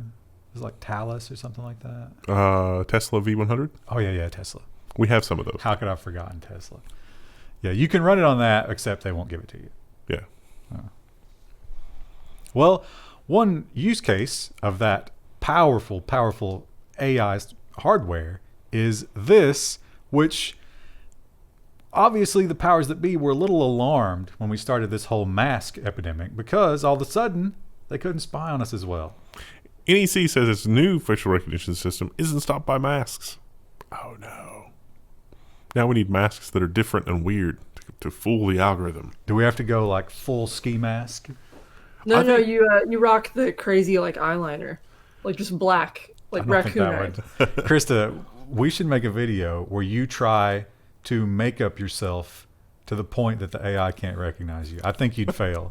I think I would fail because I'm not a good makeup artist. But have you seen some of the people on YouTube who they do celebrity impersonations with their makeup and they completely change the way that their face looks? So you're saying that you could defeat facial recognition, you just need an extra 3 hours before you leave the house. Right. Nice. Makes perfect sense. They do take hours to do that kind of makeup. It's incredible. I don't have the patience for it, but we joke about, it's like, oh, the Spot robot was $75,000. Like, can we put together that kind of money? The answer is no, we can't. And we might be able to scrape it together, but we could not. But why? Like, justify it. The justification is just not there. I mean, it would be wildly irresponsible, especially with the patron money. I think they would rightly abandon us if we did that. Be upset. But if you could find a loophole to get one of these robots, would you take it? Honolulu certainly did. Honolulu police spent $150K in CARES funds on a robot dog. So this was, they got the thing. Why did they do this? It was so that the robot would be able to take the temperature of homeless people in a homeless camp safely during the pandemic. And if you're thinking, wait a minute, you said 75,000, that's 150. Well, this is like almost fully loaded Spot, which really jacks up the price. I just feel like we could have invested this in 1,000 better ways. Could we have given all of the homeless people like $10,000? How many homeless people are there?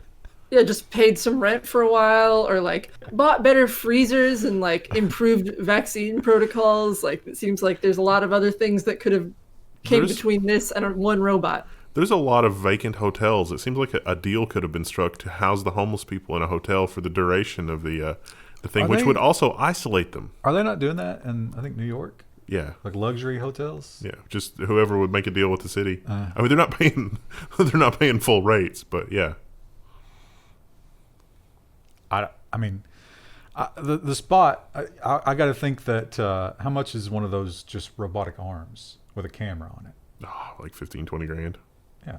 So would totally be fine, right? Yeah, just you mean like wheel around a plexiglass thing where you just Don't even wheel it. Just, put it in the tent and you're somewhere else remotely. I mean, it's temperature. yeah. All you got to do is pop that little plastic sleeve off, put another one on there. Right? Yeah. Too much effort. Now this one, Need 150K.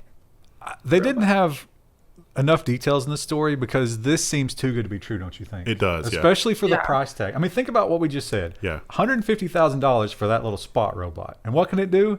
It can dance and walk around. I mean, it's impressive, but it's not super functional. Whereas this is advertised to be Incredible. just the most amazing thing you've ever seen.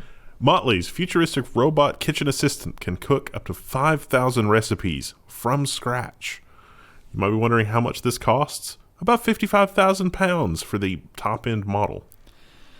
Now, there's a video here, and you can watch it do stuff, and it's pretty cool. You should watch the video. But there's also like a smart kitchen portion to this, which I think is sold separately. Yeah, because no way you'd be able to calibrate it to like your crappy apartment kitchen, right? You'd need all their fancy stuff, so it'd know where to like path to. Maybe. Yeah, I don't know. But still, it seems ridiculously cheap for what it can do. If it really can cook. They also claim, now this is the real outrageous claim, they claim it'll clean up after itself. Nice. That would be nice. I mean, that almost seems like a deal. Yeah. Krista, how much more would you pay for a house that came with one of those? Not the amount that they would ask for this, You're but crazy. Well, my husband really enjoys cooking, though. I don't think he would use this much. I was reading something the other day that like the floor model, like in 1954, 1955, the price of a nice floor model television in today's dollars, like the today's dollars equivalent, would have been about $20,000. That makes sense, but I mean, it was so early.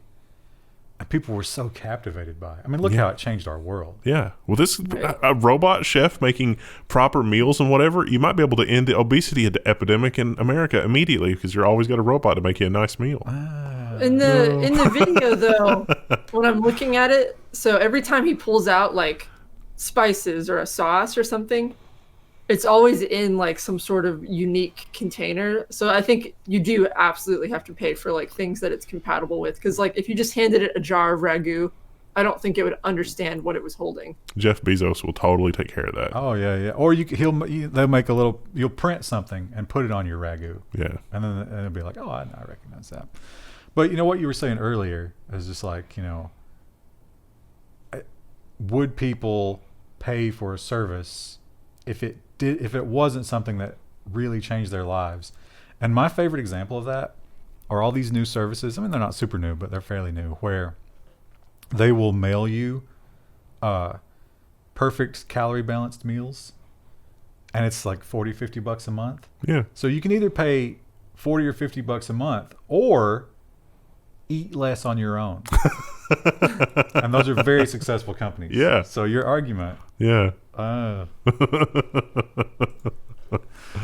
And finally, this is a story, a tale as old as AI, at least, because it turns out when you create an AI and you give it one of these amazing models, like we were just talking about, and let it go out and learn from the world, It learns bad it things. learns from the world. It's almost like the real people who are communicating aren't following the narrative.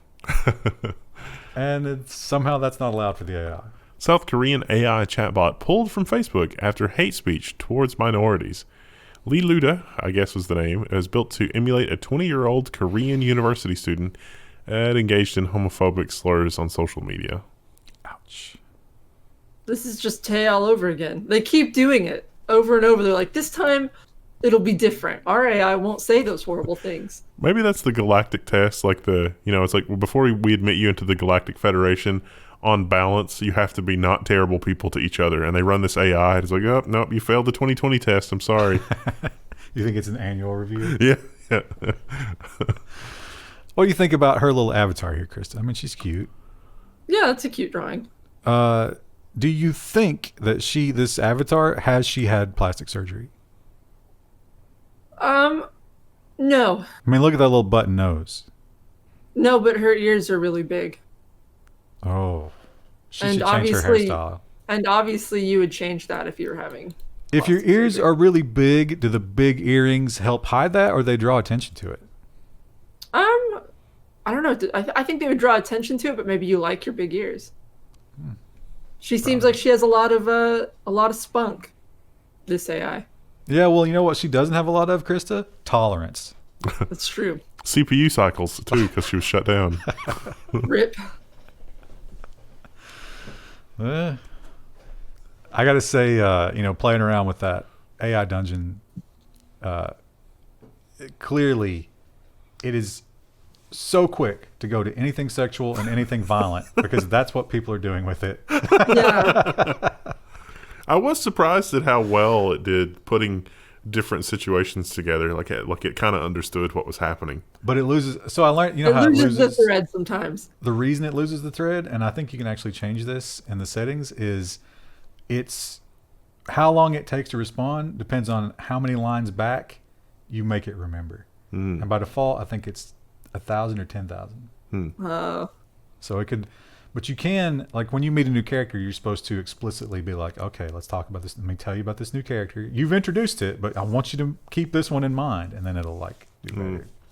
So eventually they'll build a system where it like there's a second AI that's world building based on the first AI. Oh yeah, that would be nice, because that did seem like its weakness was it was remembering like what items we had on our person and who the characters were that were present at a particular, who had died and who had lived. If you are a young, or doesn't matter if you're young or not, an AI developer, that's a good project. Is like take those kinds of prompts. Although, like, how much was the API? It was like $600 a year for the entry level, right? It's totally based on usage, so Okay. it can be upwards of like $600 a month, but then you get millions and millions of tokens. So it's expensive, but if you could make an AI that's using that same model and then make helper AIs that read from that model and keep track of what's going on in the world and feed it back to it, that would be huge.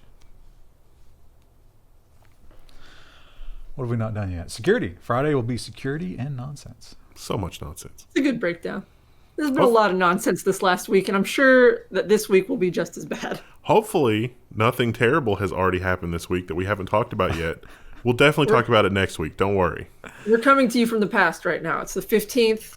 Life is calmed down. Hopefully remains calm. I guess we'll see. Krista, give us a unnecessary robot purchase goodbye.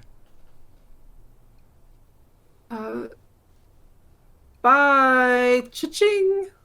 Hello, chat. Today is Friday, January 22nd. Hopefully you've had a restful and calm week. Today, We haven't slept all week.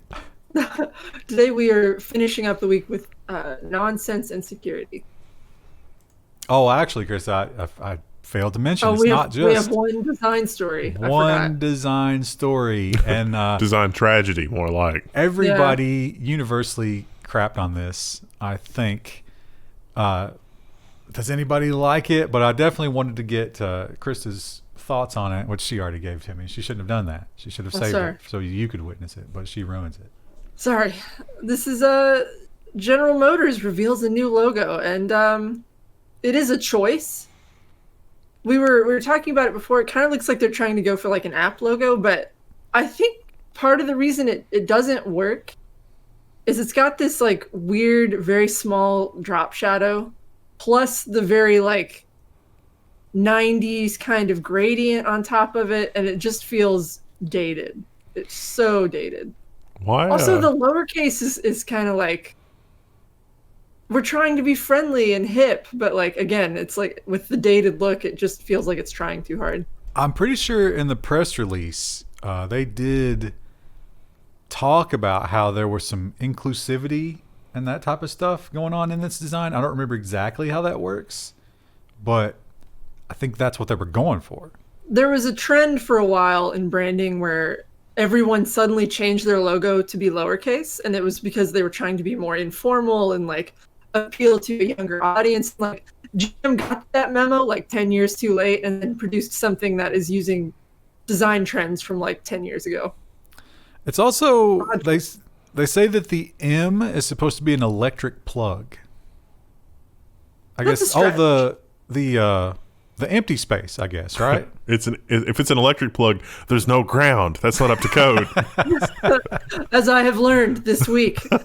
Well, I don't know. Maybe we'll get different news. Probably not. But yeah, this is all a bit of a stretch, like a major stretch, I would say. Not great. It's I don't know anything about design, and it looks awful to me. yeah. I think a lot of it really is just like the filters they've put on it with the gradient and the drop shadow, and it just feels too busy. I If think they had reversed this and then just did it flat, it wouldn't have been anything groundbreaking, but it probably would have been received a little bit better than this did. That would still be awful as a flat color. It's everything about. There is not one redeeming feature about that logo. I'll fight you if you argue that. Well, back to the Capitol, as we are dragged back with every episode of this news because it really just dominated the news cycle. And technology is tied up with everything we do these days. So how do we tie this in? Well, we actually know a lot about the rioters or insurrectionists or patriots or ever how you want to describe them, whatever team you're on. We know exactly where they were because, of course, their phones were spying on them. Parler users breached deep inside the U.S. Capitol building, GPS data shows. This is on gizmodo.com. That's a social network that didn't strip any metadata out of images and videos and stuff like that uploaded. Your phone can't wait to add GPS tags to things. Well, I don't know that this was ever supposed to be accessible to the user. What happened is somebody scraped all of Parler. Well, I mean, that wasn't really well built to begin with. Yeah. Yeah. There's part of me, and this is going into conspiracy territory, so I'm sure we'll get comments on it. There's part of me that almost wonders if Parler was just a honeypot the entire time with how easily it was hacked. But certainly, there have been people, I don't know if it's actually shaken out yet, but there have been people who are claiming we are going to identify all of you and we're going to get you fired and, get your everything turned off and blah, blah, blah. That's certainly happening. So, yeah, whether it was through poor programming or them just being too data hungry or whatever, the end result is the same. You were in bad shape if you were on Parler. Because even if you were on Parler, just saying non-political things, doing positive things in the world, just now having been associated with that is going to be a black mark. Yeah. Well, you also had to have I think they required your social security number and your driver's license number just to register it. It's all that's been leaked. And Oh, yeah. pro tip, don't give that out willingly. Having Parler could be bad for your safety. I mean, not anymore. You can't get it. But that's not the only thing that could be bad for your safety because of the backlash against the backlash that caused the Parler backlash. There's a backlash.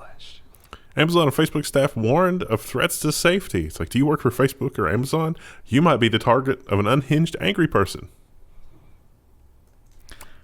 If I worked for Facebook, I wouldn't tell anybody.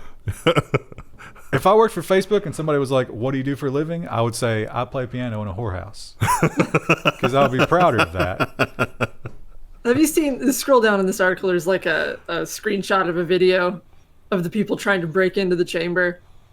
Have you seen the version of that image where it's we're trying to contact you about your home's extended warranty or your car's extended warranty? I love that picture. Oh, the GIF, yeah, where they're smashing it with a fire extinguisher or something. Is that in the video? We don't have that. Oh, you're talking about the Parler one?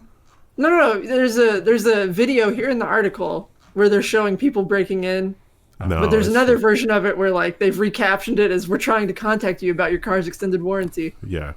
So much spam. It's a meme. Yeah. There's a lot of good, listen, it's terrible what we saw last week, but there were a lot of good memes that came out of it. That's always the case of tragedy. Yeah. Got to keep yourself sane somehow, right? Might as well laugh so you don't cry. Although, how far are we away from it's like, we found out that you made a meme about this terrible tragedy, you'll be destroyed. That's insensitive. Amazon Ring. Now, this, you might be thinking, you guys already did this story. We did, in fact, do the story. We did several stories about this, but it just keeps happening. I remember over a year ago that I pointed out that, hey, Ring is exposing your exact address through the API. And I just assumed that other people knew that. Well, at least some of them didn't, because they were surprised enough to write this article. Amazon's Ring Neighbors app exposed users' precise locations and home addresses. A security flaw within the Ring Neighbors app was exposing the precise locations and home addresses of people who had posted to the app. So this is the old, well, it doesn't show up in the application, but somebody got to looking at the network dumps and said, hey, wait a minute, there's a lot more columns in this table that the API exposes than the UI exposes, including your exact address. And that's a problem because you might be posting in that neighbors thing to be like, hey, there's some suspicious activity and we're not going to be home tomorrow. Can you guys keep an extra watch? And somebody over there in Ukraine is like, oh, they're not going to be home tomorrow. I'm going to go on the local Craigslist and try to hire a criminal to break into your house. So, wow, if you're still rocking Ring at this point, what's wrong with you? My aunt and uncle have one and they love it. My mom's like, are you sure I shouldn't get one? And I'm like, don't do it. I know you can leave video messages from my aunt and uncle. You don't need that functionality. Well, I guess, is there a point if you're an older person and your life is, the whole advertising thing just doesn't impact you anymore, could you make an argument that it could be okay for some people to buy a Ring? I don't know. I mean, you're also affecting your neighbors. That's the worst part about it. Yeah. So, no, I don't think there's a good reason ever to do it. Well, this is a rare security story that is a positive, and it's only a positive because of the many stories we did before this story that has forced the hand of the evil empire. Apple removes the feature that allowed its apps to bypass the macOS firewalls and VPNs. Apple's official explanation for this was, some of the apps that we bundle with macOS, we didn't have a chance to rewrite them using the new network stack, so we just let those apps bypass the firewall. But if I was a developer for your platform, did I also get that grace period? No. Oh. Seems like you would be more suited to doing that than I would as a third-party developer, and yet I have to deal with it. Yeah. Oh, Apple giveth and Apple taketh away. In terms of hacks and exploits and stuff like that, we see them every week. Obviously, some are pretty basic and they're just counting on volume. Some are incredibly sophisticated, and it leaves you wondering, who did this and why? Google reveals a sophisticated Windows and Android hacking operation. The attackers used a combination of Android, Chrome, and Windows vulnerabilities, including both 0 days and in-days exploits.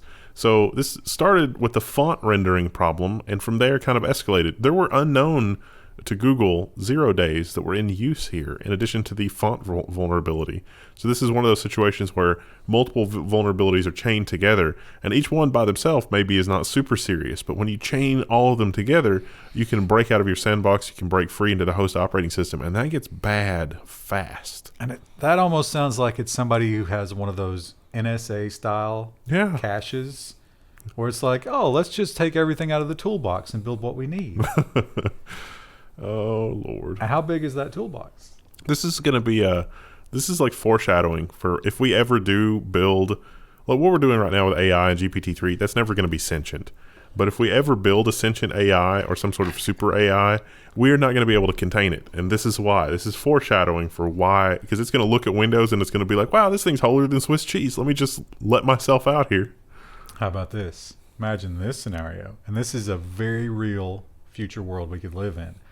That AI has, it's like it started to learn and it started to get in different places, but it knows enough not to reveal itself. So it's like the SolarWinds thing. It's just like waiting patiently, and then boom, the CIA required backdoor gets leaked. Oh, and now the AI has a way to get in anywhere it wants. Thanks, Attorney General, former Attorney General Barr. Over in Germany, they are cracking down on unauthorized transactions on the internet by taking down yet another giant darknet target. German investigators shut down big darknet marketplace. Oh, it goes far beyond that. They really did a good job. It was a months-long probe by U.S. authorities, but the Germans got it done. 170 million euros were exchanged. Often when you talk about these kinds of things, you know, I default to, it's like, hey, man, just the drug war, it's stupid. These people just want to buy their drugs. We could solve this whole problem if you would just get out of the way. But then it's like, oh, they were also doing like the murder for hire thing. Yeah. Yeah. Selling like revenge porn and stuff. It's like, well. 500,000 users. So that's unfortunate. This used to be hosted in that bunker that they had. I guess they moved it after that, but I think they might have already compromised it at that point. That's the scary thing about these kind of places. You never know the point where you're doing business with security organizations and FBI and CIA and that kind of stuff. Remember Elizabeth Holmes? God, how long ago was that? It feels like ages ago. Not long Ages. enough. Well, she's still bouncing around through the legal system because obviously everything was slowed down this year. But we are starting to get some notes about how the prosecution is going. It seems like it's going pretty well because if you wanted a piece of smoking gun evidence, this one the smoke might not be coming off of it, but it's warm. Theranos destroyed crucial subpoenaed SQL blood test database. Can't unlock backups, the prosecutors say. So I don't know. It seems like there could be a plausible, innocent explanation for this, or her lawyers are just brilliant. So not Theranos, but the Balwani guy. He had a friend that had an IT company, and they were paying him monthly to do stuff. $150,000 a month. Well, yeah. I mean, that's to venture manage capital a money. database.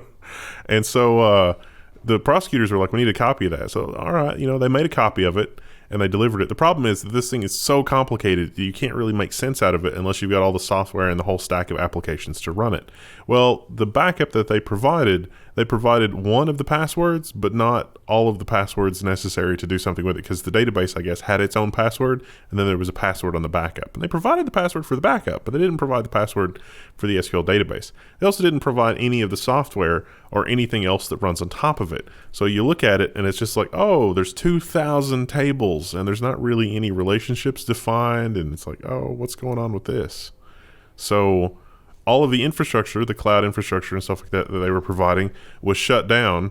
And 2 days after everything was destroyed, the lawyer sent an email to the provider that was like, wait, the feds might want this. You should totally preserve it. And the guy sent back is like, yeah, but 2 days ago we already destroyed everything. So, oh well. He just sent back LOL, whoops. Yeah. Now, they do have those backups that have passwords on them, but craziest thing, nobody remembers. And the prosecutors have tried to hire experts to figure out the password or guess the password or deal with it, and they seem to be SOL. I did not include the story. I meant to. I forgot. Did you see the headline? There's a guy who has an iron key, and oh yeah, the $200 billion, $220 million worth of Bitcoin on it. He has 2 guesses left. Yeah. I'm like, I feel nervous for him just thinking about that. Like my palms just got sweaty. It is. He's willing to share 10% if you can get the coins out. Eventually, they will, right? Yeah. I mean, it's a matter of time, but he might have to wait 5-10 years. That would be rough.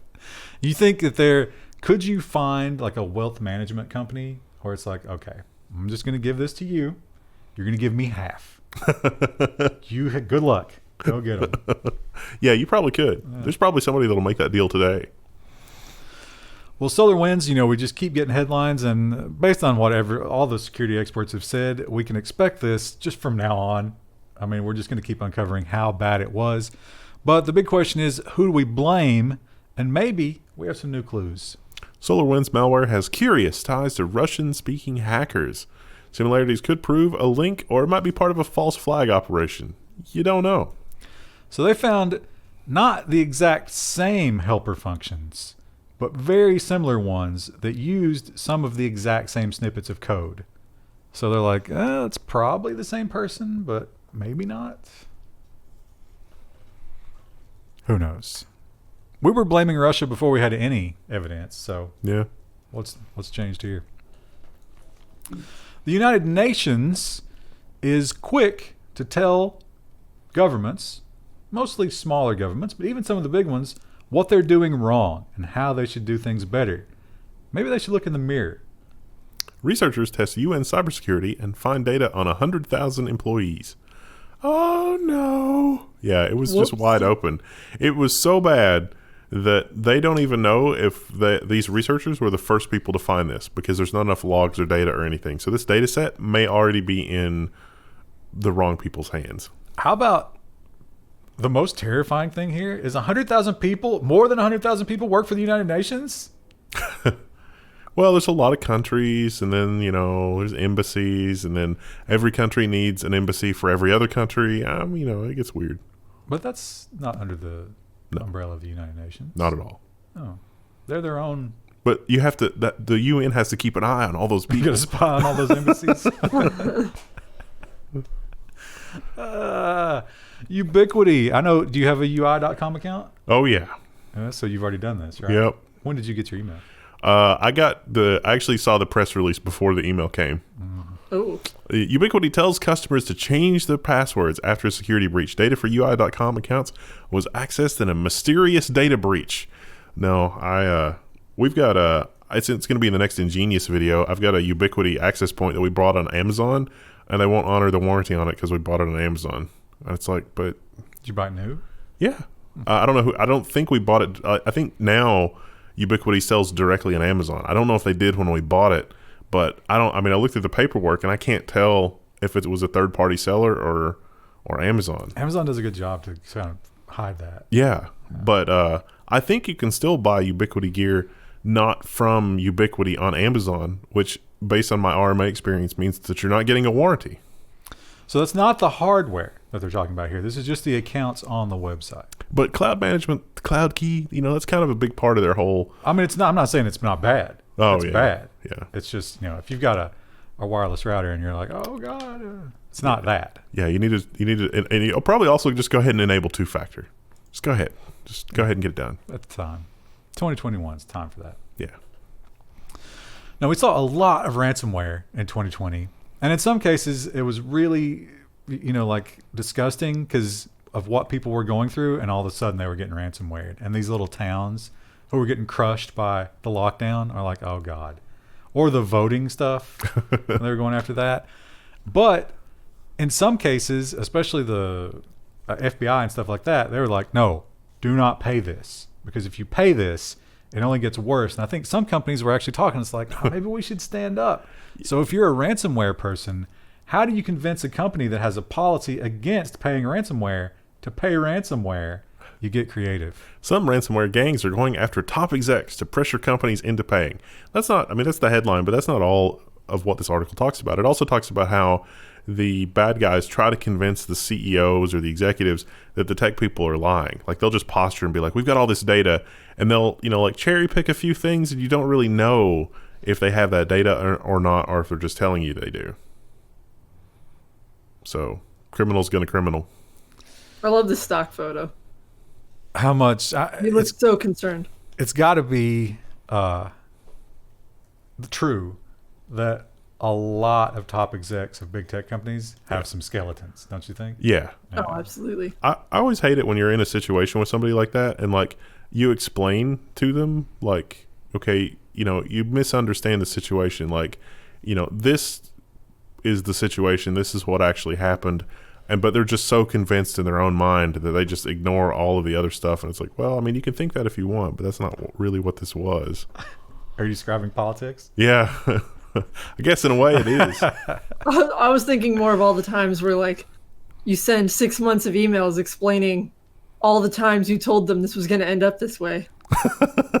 And then they're like, no, that's not what happened. I'm like, no, it's literally documented there in the emails. This is exactly what happened. If we do this, it's going to bring a lot of people to the website. It's like, no, it's going to bring bots to the website. You're literally incentivizing people to rip you off. That can't possibly happen. And then, a year later, how did this happen? Well, it sounds like you guys are talking about the same thing you were talking about last week. No, not that one. Another one. But yeah, that one would also fit.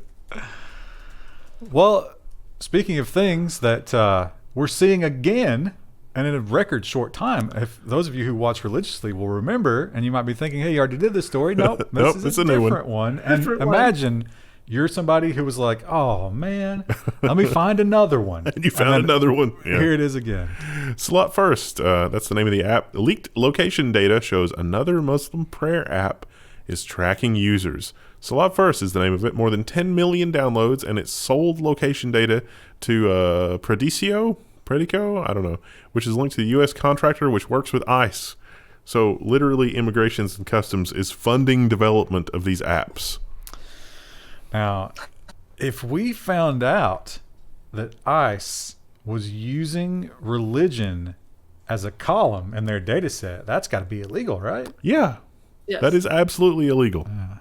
Ron Wyden, where are you? Get on that. So, yeah, I honestly, and I'm not going to pretend to understand religion, but in my mind, why do I need an app to remind me of the most important thing in the world, according to... No, I'll tell you how they're doing an end run around that. It's not like religion M. It's data source. And it's like, oh, Slot First. Yeah. No, but I mean, why do I need this app? Yeah, if you're a Muslim, I would think, like, I can understand, maybe needing the reminder, but why not just set one on your phone? Like, alarm. Like, I set an alarm to go to church, an alarm to go pray. Like, what? Why would you need an app for it? Might also be useful to determine the direction of Mecca, although you could probably do that with a compass as well. Honestly, Krista, my alarm to go to church is God's will in my heart. We love talking about black holes because Krista's afraid of them, which is unreasonable, but never ceases to amuse me. And Krista, did you know that black holes can just keep growing? Yes, they can I've become heard more powerful than you can ever imagine. And now we've learned a bit more. Most distant quasar discovered sheds light. I messed that up. Most distant quasar discovered sheds light on how black holes grow. I think I might have read this at a different website, maybe, or maybe it was a different one. My favorite part of the other article that I read, I think it was like Science. It was there was a picture of what they thought was like the black hole or like whatever this phenomena is, and it was just a black image.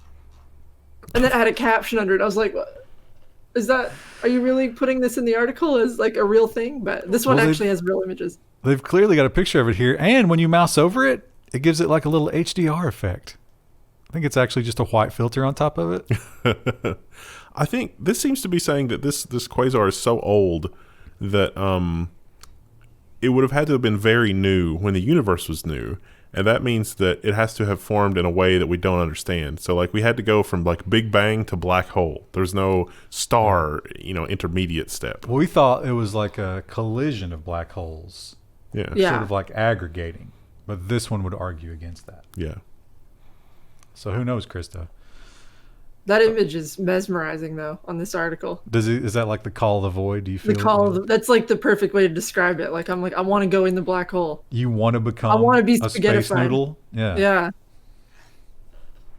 That's why these sort of images are so dangerous. Maybe that's why the Science website article just had a black image because they're like, it's too powerful. We can't let people know.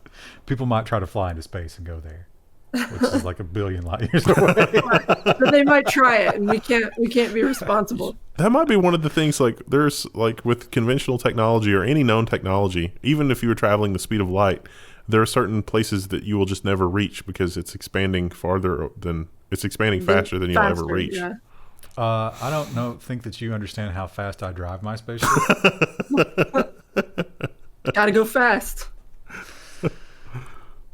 We're all wearing masks, at least most of us are, and that's just kind of a way of life at this point. I mean, it's just what we do these days. Store.level1text.com. Look at these. These are pretty nice. They're pretty swanky. They are pretty nice, but they're not this nice. Now, if you really have some money burning a hole in your pocket and you got to have the latest and you want to be judged poorly by everyone you meet, because I guarantee if you go around looking like this, you will be, pick up one of these. Razer has created a concept N95 mask with RGB and voice projection. Yeah, you got to check out the article there because, boy howdy. The key word is concept. Right. This is not for sale. They have not priced them yet. My question with this is like, how does it maintain the N95 rating? Because with N95s, like they eventually start to lose their efficacy, and like you have to either like bake them or just change them out entirely. The little like vents there, I imagine there's filters in there you can swap. Yeah. It's like a paint filter. If they design this well, they used a filter that's commonly available at your local hardware store. And there you go, Project Hazel. Now, one thing that I have noticed about the masks that they thought about here is I can't tell who's talking to me or what they're saying sometimes. These are actually transparent, so you can still see their mouth behind there. I think they should have gone with the RGB lips. I guess they didn't read the Korea story last week. Oh, yeah. People don't necessarily want that. What if you could have a transparent display that just puts a more attractive mouth on you? Oh, I like the LED ones. This says that when the filters need to be changed, they envision it you're notified via an app. So like, of course. What if you're like at the grocery store and like you're in the middle of your grocery run, your monthly grocery run, and it's like, ding, ding, ding, you need to change your filter. Do you just like panic and run out? Or? You fall to the ground, clawing at your throat. No. You go full cheese counter when that happens. I'll just panic. What do I do? No, I mean, as somebody who's used those masks, like the cartridge filter masks, like doing a paint in a really enclosed space, the filter definitely lets you know when you need to change it. You don't need an app. You don't need an indicator. It's like, I'm not breathing anymore. It's like when you hear the ductwork start to move around a little bit when the HVAC kicks on. It's like, oh, I should change the filters. Might be getting a little clogged up. Yeah. I don't know how we're gonna. Yeah, I don't know. We're just gonna have to show you the headline on this one. This is one of those things where we hope the character recognition doesn't pick it up. Yeah. You're now mine. Hacker locks internet-connected chastity cage and demands a ransom. The response from the company was, oh, yeah, we fixed that in the newest version of the app. Be sure you update. But this apparently either happened or is fake news. But mostly probably happened. The guy said he wasn't wearing it. Oh, okay. He got an email. And it was like, oh, that's weird. And then he went to try to unlock it, and he couldn't. But it wasn't on him. He stored it closed. Good thing he wasn't wearing it. Now, we did this. This has been a story before. Not this exact story, but this. I don't know if it's the same device, but it looks the same. Yeah, and in that story, the company was just like, we can't afford to fix this. Right, yeah. But I have a better understanding now because the guy explained it in the story. So I thought this was supposed to prevent me from having intercourse. But no. This is designed to cause incredible amounts of pain if you get an erection. So the whole idea is like you put this on and someone dominates you. But you can't get any release until they... I had no idea. Yeah. Why would you want that, folks? I don't understand it. I'm not trying to judge you. I just can't understand it.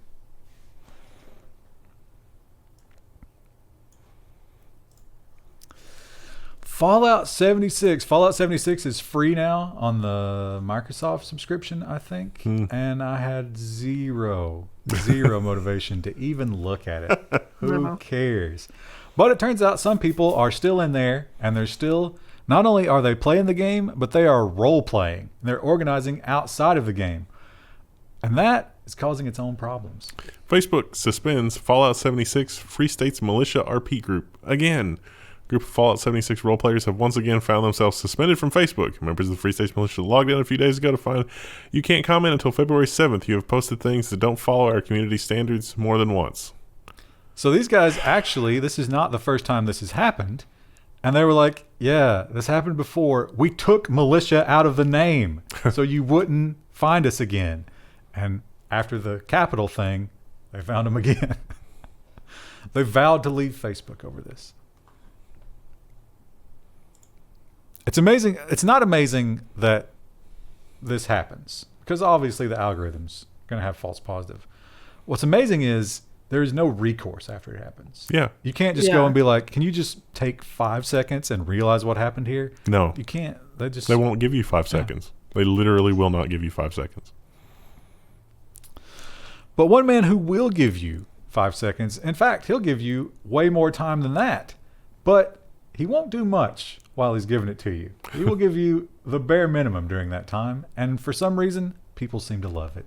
Rent-A-Person who does nothing in Tokyo receives endless requests and gratitude. 37-year-old Tokyo man who says he rents himself to other people to do nothing has been inundated with gratitude from Twitter users, indicating people are happy with his new form of support. So there were some examples there. He went with a lady to file divorce paperwork. He was just physically there. He went drinking and eating with another person, which is something that it says he may do. I think there was a hospital visit. Visit. They were really weird about going. Krista, this could be a cheese counter companion for you. It seems kind of. It says rent a person who does nothing, but I think it's more like rent a friend. Right, but he makes it clear that his activities are limited to, like, he will eat or drink, but that's about as far as he'll go. He'll talk to you, he'll walk with you, he'll eat or drink. But if you were like, hey, could you grab that box? He's gonna be like, hey, well, look, I'm not here for that. I'm not here. Yeah. Let's hire a mover. I'm not a mover. He's looking at $97 per session. That's and I insane. guess if you could, or 96, I'm sorry. If you could pull out 5-6 of those a day, Yeah. make a living. Seems like other people are trying to get in on it, though. What do you think the price in a efficient market? What does the price come down to? Like $10 an hour. Probably less. But I think though, like the key to some of his success is like all the people in this article are talking about how he doesn't judge them. He doesn't really talk very much. Like I think that's a hard thing to do. Well, the one guy mentioned it was nice to have the companion, and he knew he could talk to him, but he didn't want to talk to him. And that guy was fine either way. He was just there. I want to know. This would be an interesting movie. Like follow this guy around, but then like the whole time you don't know what he really thinks about anything. Yeah, they did say that he was really good at just being sort of non-committal but supportive. Yeah. And doesn't take any extreme opinions or anything like that, any crazy stances. Now, I'm going to have to admit something embarrassing here. I feel like I have a pretty good grasp of the English language. I thought a sea shanty was a structure. Not necessarily. I also thought that. Does it based on also when we apply talked to that, about the though? Minecraft. Yes. Oh, okay. Well, I feel better about that then. In this case, that's not what they're talking about. Not just for drunken sailors, how sea shanties took over TikTok. If you haven't seen some of these, you got to check them out because I would have never thought TikTok would produce something so interesting. Do I really have to check it out? Yeah, it's kind of good. The dude that's in like the knit sweater was like, but then they just kept going. So like I saw it when it was at like the dude in the knit sweater stage, but then it just kept going, and so it's really interesting. One of my favorite things about the modern music technology, Spotify in particular, Google Music was not good at this, is finding covers of songs I like, usually done in like a stripped down manner like this, because there are some fantastic covers of like songs I grew up with. One of my favorite ones right now, and this is not like a rare find or whatever, but for those of you who've never heard of it, Dolly Parton's Stairway to Heaven. It's amazing. It's a little overproduced. It's overproduced it's like trending at the end. right now. Really?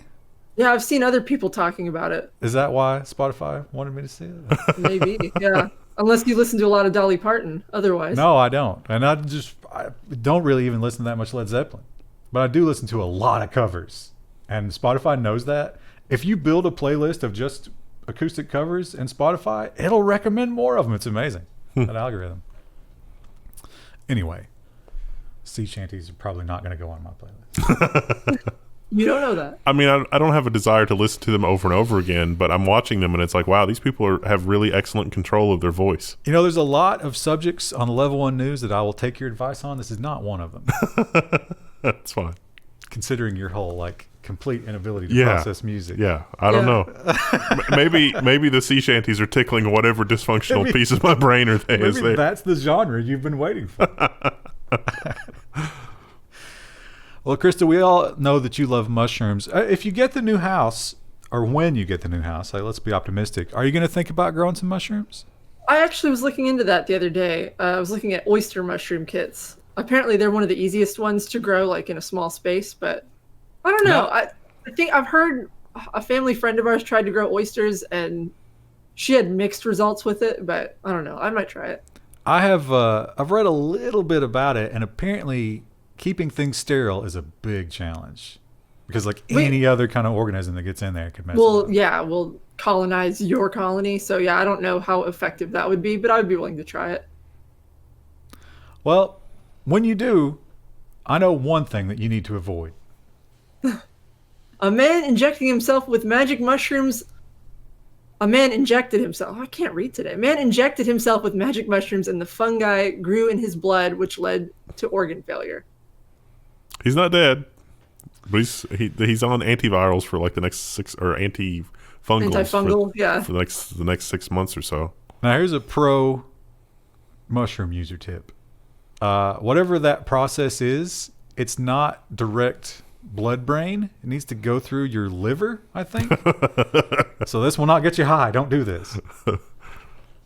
That's actually why certain types of mushrooms are lethal, because they will like clog up like the ducts, I guess, in your liver, and that causes organ failure as well. I imagine that is a bad way to go. Yeah. It is not good. That's when they like start seeing weird signs of that in your liver, the first thing they'll ask, like, have you eaten any weird mushrooms lately? So it's ammoniousness that will cause day. Death angel is what they call it. Well, with a name like that, who could resist it? Well, so I guess the reason there's so many poisonings from that particular kind is on the West Coast, they grow all over the place. And they look very, very similar to a type of white mushroom that grows in Asia that is edible. So you have a lot of immigrants coming from Asia, and then they're like, oh, this is the same thing that I ate back home. And then they fix it, and then they get sick. So don't ever trust a mushroomer from a different part of the world, even if it's just like a few states over. Always try to find a local teacher. Chrissy, you could have stopped at don't ever trust a mushroom. That's true. It's words to live by. Well, vaccination. That's a thing that's happening, and it seems to be happening very poorly in this country. Who could have seen that coming? Sad panda. We'll just kind of feel sad for a minute about the state of our healthcare system. Store.level1.com. We don't have the vaccine for sale there. I'm sorry. No. But there is, in this country, it's not, right now, I don't think it's a matter of people not wanting it. It's a matter of the bureaucracy just completely failing to roll it out. But in other parts of the world, there's a lot more skepticism. And we've got our fair share, but it seems like there's even more in places like Indonesia. So what can you do to make your people accept it? Instagram influencers are a vaccine priority in wary Indonesia. So influencers are going first. Not because it's special treatment, but because they hope that by seeing that, people will line up and follow the influencers. Imagine like being the healthcare worker there, and it's like, I've been watching people die for months. I've gotten sick like twice, and then you're sitting here jabbing a needle into an arm of someone who literally gets to work from home all day. I have an 80-year-old mother who's at risk, but no, I'm giving this to someone with a face tattoo. Well, he's got 1 million followers on the Instagrams. It's a dark timeline. Maybe it'll be effective. I don't know. It's sadder to me that people are that gullible that they would just do something because they saw an influencer do it, not because. Store.level1text.com. Do you think we're influencers? I don't know if we can qualify. Maybe in a minor way. I was thinking of a much darker spin on that had to do with events in the U.S. Not that long ago. It's like if somebody just went on and said random things, do you think an army of people would show up? But I really do believe that it's not so much that. It's that those people wanted to do that anyway. Like they were looking for any excuse. I'm not saying that, it's okay that politics comes to this, but I also don't think that they would have been easily discouraged. Yeah. I don't know. I guess we'll find out, won't we? Actually, we found out yesterday, didn't we? We don't know yet. Yeah, we don't know. It's still the 15th in our reality. Now, this headline, this is Hot 97. This is like a popular ethnic radio station, urban radio station. And I have to call them out because there were not enough details in the story. Did you? No clue. I'm left with so many more questions and more horrified after having read it. Engagement challenge. The headline from this radio station is Black Twitter very disturbed at Azalea Banks digging up her dead cat Lucifer and cooking it. And Let me just say, it's not just Black Twitter. It's all of Twitter. Well, there's no such thing as Black Twitter. If we want to come together as a country. Engagement challenge? So apparently she really did do this, but there is no explanation as to why. Mental disorder? Is that Oh, legal? there's an update on this story because I looked it up. Azealia Banks is now turning her dead cat Lucifer's jawbones into earrings. Oh, so she wasn't going to consume it. She was just cleaning the bones? Oh. That's still kind of... Still very weird. They boiled the dead cat in a disturbing Instagram Right, post. yeah. I couldn't imagine boiling my little guys, even if they were dead. Yeah, that's Yeah. just strange. So odd. Is that the new trend? Pet bone? Oh my God. How many little dogs are going to die in China? Mm-hmm. If To we do start? that. Yeah. Yeah. At least maybe they'll eat them first. Although that's, what country is that? Thailand? Can't remember. And China. Happens in China too. Oh, they do that in China, right? Yeah. I don't know why I was thinking that wasn't the case. The wet markets, I guess they'll be back. You think they'll give us pangolin bone jewelry? Apparently, this is not the first time she's done this kind of thing. As I read another article that had some more details, that's strange. Another pet was boiled? No, that mentions that like posted something else like a couple years ago when she was like, "Yeah, I practice witchcraft," and like she opened up a closet. She opened up a closet in her house, and they're saying like there was just blood and guts and feathers in there. So I don't know. Imagine being a cat. It's like, oh, I'm so excited to get adopted. And then you see the voodoo closet. You're like, Did oh, you see who was God. picking you up? And you're like, That's not the voodoo closet. That's just the owlery. It was feeding time. Well, here's a headline that you don't want to see. This is a real failure because if you are hired for anti-discrimination, one of the last things that you want to do is to go online and post discriminatory things. NYPD anti-discrimination chief retires amid inquiry into racist online posts. It's like, oh, they found that. Oh, well, I guess it's time to retire. So I thought this was going to be less obvious, but no, it turns out this person thought they were anonymous. Yeah, But they were not. pro tip, people, we've said it before, never assume you're anonymous on the internet. And turns out it was some pretty in-your-face stuff. It was anti-LGBT and anti-black and anti-Asian. and it's not like the terms in the article as I scroll down. It's like, no, that's pretty far beyond the pale. No, it was very clear. It was very black and white. Yeah. To use a pun, it was very black and white what happened here. And to be the real question is, how did you get to that position with that attitude? There had to be some other indicator, right? Couldn't somebody have figured that out? He was probably the least terrible choice. Wow. I mean, really. Do they not have anyone who creeps on social media on their hiring department? Because we do that. Well, I think this happened after the fact. So maybe they were okay up until that point. I don't know. It's weird.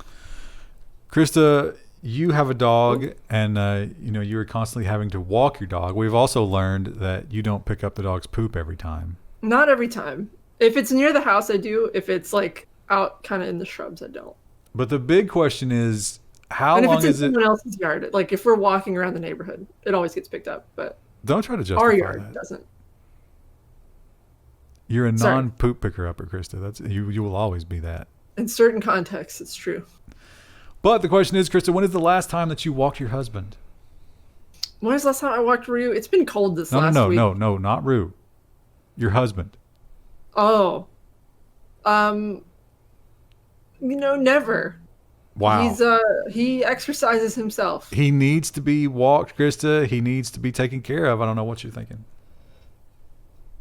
Quebec couple fined $3,000 for wife walking husband on a leash after curfew. There's a picture here. Oh, it's his actual couple, not picture. That's a bummer. So That's something. there's a curfew. You can't go out for any reason except to walk your dog. So they were like, we got the perfect solution. I don't know. I mean, it's not a dog, but he might have needed to be walked. What would you do, Krista, if you came home one day and he was already collared up and he had the leash and he was like, all right, I'm into this? I was like, are you referencing a 30 Rock skit? Because there is a 30 Rock skit about this. I wonder if these people are just genuinely into some sort of strange fetish, or if this is just their way of getting around the curfew and they thought that it would really work. Why not both? Yeah, maybe. That's a long way to go to get around the curfew, don't you think? It If you're is the guy. a long way. Yeah. Oh, well. When it comes to national security, a lot of people are more concerned than ever. And we actually even have some stuff going on where it's like, wait a minute, you're taking the power away from the president without any sort of legal things going on there? You're just kind of deciding that? Are you saying corporations control this country? What? Well, not just that. I'm not even talking about that. I'm talking about like the nuclear codes. That's just how we go today. Yeah, it's like, oh, there's an outrage mob. Haven't you heard? Well, this story does show how much one man can cause a problem, even when he's not the highest position of power in the country. The headline is, "My sexual greed made me betray my nation, reveals honey-trapped man in Rajasthan." So how far does one man go for nudes? Well, quite a long way. Turns out, revealing military secrets over and over and over. In fact, he was trying to dig up more intel to trade for more nudes because he was quite addicted to them. You think the NSA's done that here and the results were just so horrifying that they were just... Here's the thing I don't understand. Is OnlyFans blocked where he is? That's what I say. I mean, if you really want that kind of content, it's not hard to find. Yeah, and it can be personalized to you. There is a glut of, like one-on-one type pornography out there these days. It's a revolution. And what's kind of hilarious about this dude is like he keeps doing it over and over. Does there ever like a point when that's happening where he's like, it's weird that this woman doesn't want cash or like to meet up. All she wants is government secrets. Should that be a red flag to me? But not only that, she was like, you need to go get more secrets because I need them. And that's the only way you're going to get these. And he never even had the beginnings like of those any thoughts. Moment, yeah. So it's not going to work out for him. He's facing a bad time after this. Don't think we'll be hearing from him again. He probably won't be seeing any more nudes for the rest of his life. No. Unfortunately. Ugh. And finally, this is a great story. The headline is great, but then when you read the story, it just gets more and more insane because of the things that are here when this is not. Elmer Fudd and Yosemite Sam no longer have guns in the new Looney Tunes cartoons. Well, what's going to blow up in his face then? That's funny. Well, they point out TNT, dynamite, and falls from great heights, totally cool. In fact, they doubled down on those to replace the guns. Elmer Fudd is using a scythe to chase Bugs Bunny now. Which is kind of dark. Being carved with a farm implement, far less violent than a gun. What about the gag? There's also a picture of him carrying a plunger on the New York Times article. Oh, we're looking at CNN, Krista. What are you reading? There's a link to it. Said in an interview with New York Times. Bugs Bunny is back. And then there's video. But what about there were so many good gags that were based around guns. There was when Daffy Duck would get shot and his bill would spin around his head.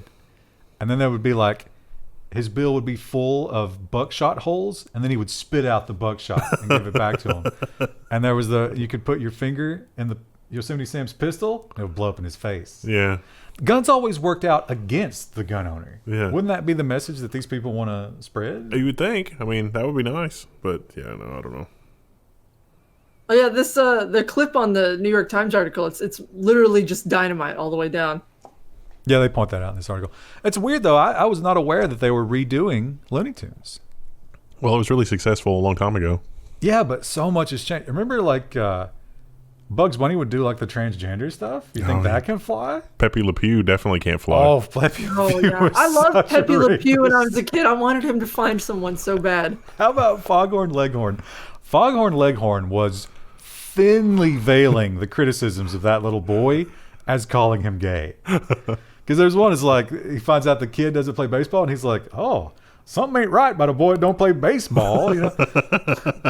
I think we all know what he was saying. Well, I for one look forward to our new, more inclusive Bugs Bunny. I don't know that anyone really.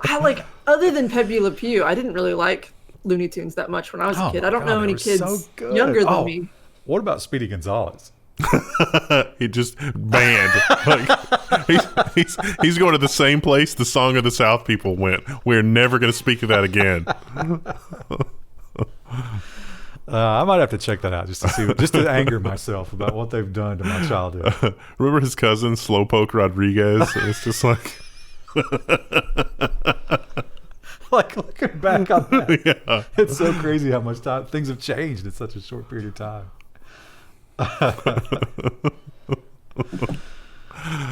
right. Well, that's Thank all we you got all. this week. Store.level1text.com clearance. We'll see you. Krista, Hopefully, everything's still not on fire by the time this airs. Krista, in honor of Looney Tunes this week, why don't you give us a "That's all, folks"? Well, that's all, folks.